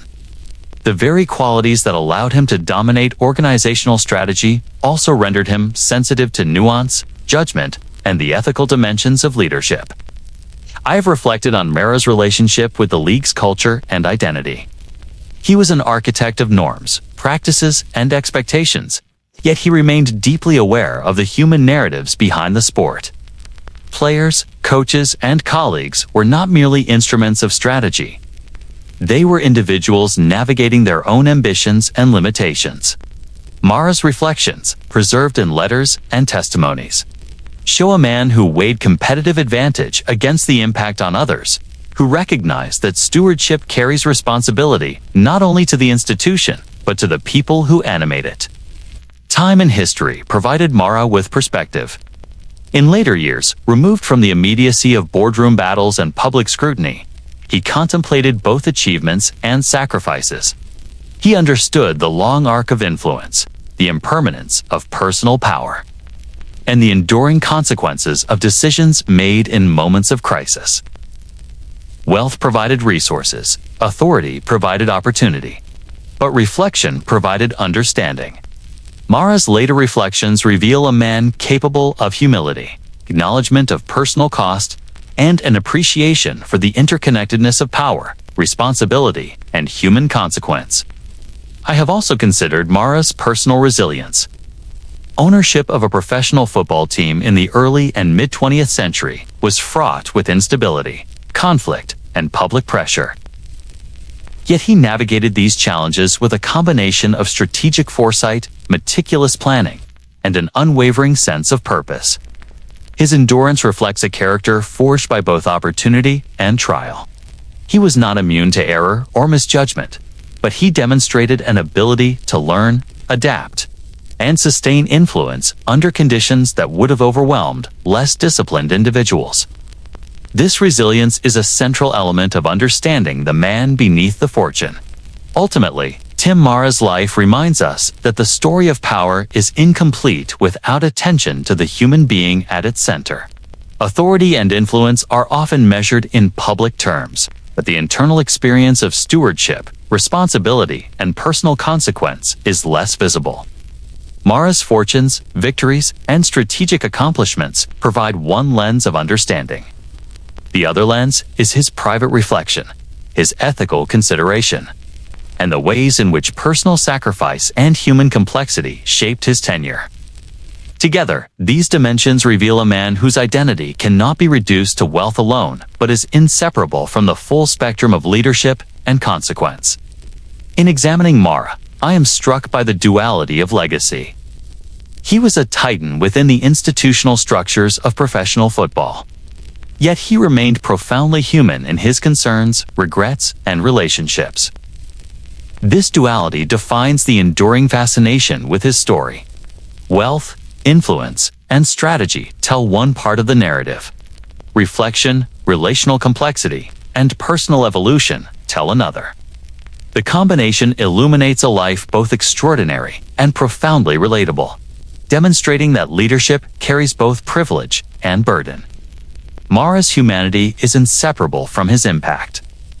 He shaped a league, influenced generations of owners, and helped define professional football's trajectory. Yet the man beneath the fortune was a figure of contemplation, ethical awareness, and personal struggle. Understanding him requires attending to both dimensions, appreciating the breadth of his influence while acknowledging the cost, solitude, and moral deliberation that accompanied it. In this space, we see a life that was both public and intensely private, both commanding and reflective, both powerful and human. Reflecting on Mara's journey, I am left with a recognition of the enduring complexity of leadership. Authority is exercised in the arena of public action, but it is forged in the crucible of private decision, relational skill, and ethical judgment. Mara's life exemplifies this principle. The man beneath the fortune reminds us that influence, wealth, and legacy are inseparable from human experience, and that understanding power requires attention not only to outcomes, but to the personal dimensions that shape decision, sacrifice, and reflection. As I reflect on the life and legacy of Tim Mara, I am struck by the profound complexity of influence. Wealth is often perceived as freedom, as the ultimate measure of success. Yet in Mara's story, it becomes both a tool and a burden. The fortune he brought into the league allowed him to shape the rules, the structures, and the strategies that would define professional football for generations. It provided him with access, leverage, and authority, yet it also imposed a weight that few could fully comprehend. The currency of money became inseparable from the responsibility, the scrutiny, and the moral considerations that accompany concentrated power. Power itself is never neutral. In Mara's hands, it transformed a fragile and chaotic league into an institution capable of enduring growth and national significance. He wielded influence not only to advance his own team, but to structure the league's governance, to stabilize finances, and to define competitive norms. Yet power brought isolation. Rivals, allies, and even family were subject to the tensions it created. Authority required constant vigilance, strategic foresight, and a capacity to endure conflict and criticism. Mara's life demonstrates that to hold power is to occupy a space in which every decision carries consequences far beyond the immediate moment. Authority is both a privilege and a form of labor, often hidden from public view, yet central to shaping the world around it.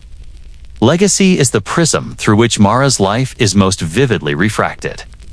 The league he helped stabilize, the frameworks he implemented, and the standards he set continue to shape ownership and governance today. Billionaire owners follow patterns he established. Policies, committee structures, and economic strategies bear the imprint of his influence. Yet legacy is not only measured in structures or statistics, it is present in the ethical choices made under pressure, in the management of human relationships, in the decisions that balanced ambition with foresight. Mara's enduring imprint is simultaneously tangible and subtle, observable in outcomes, yet invisible in the nuances of process.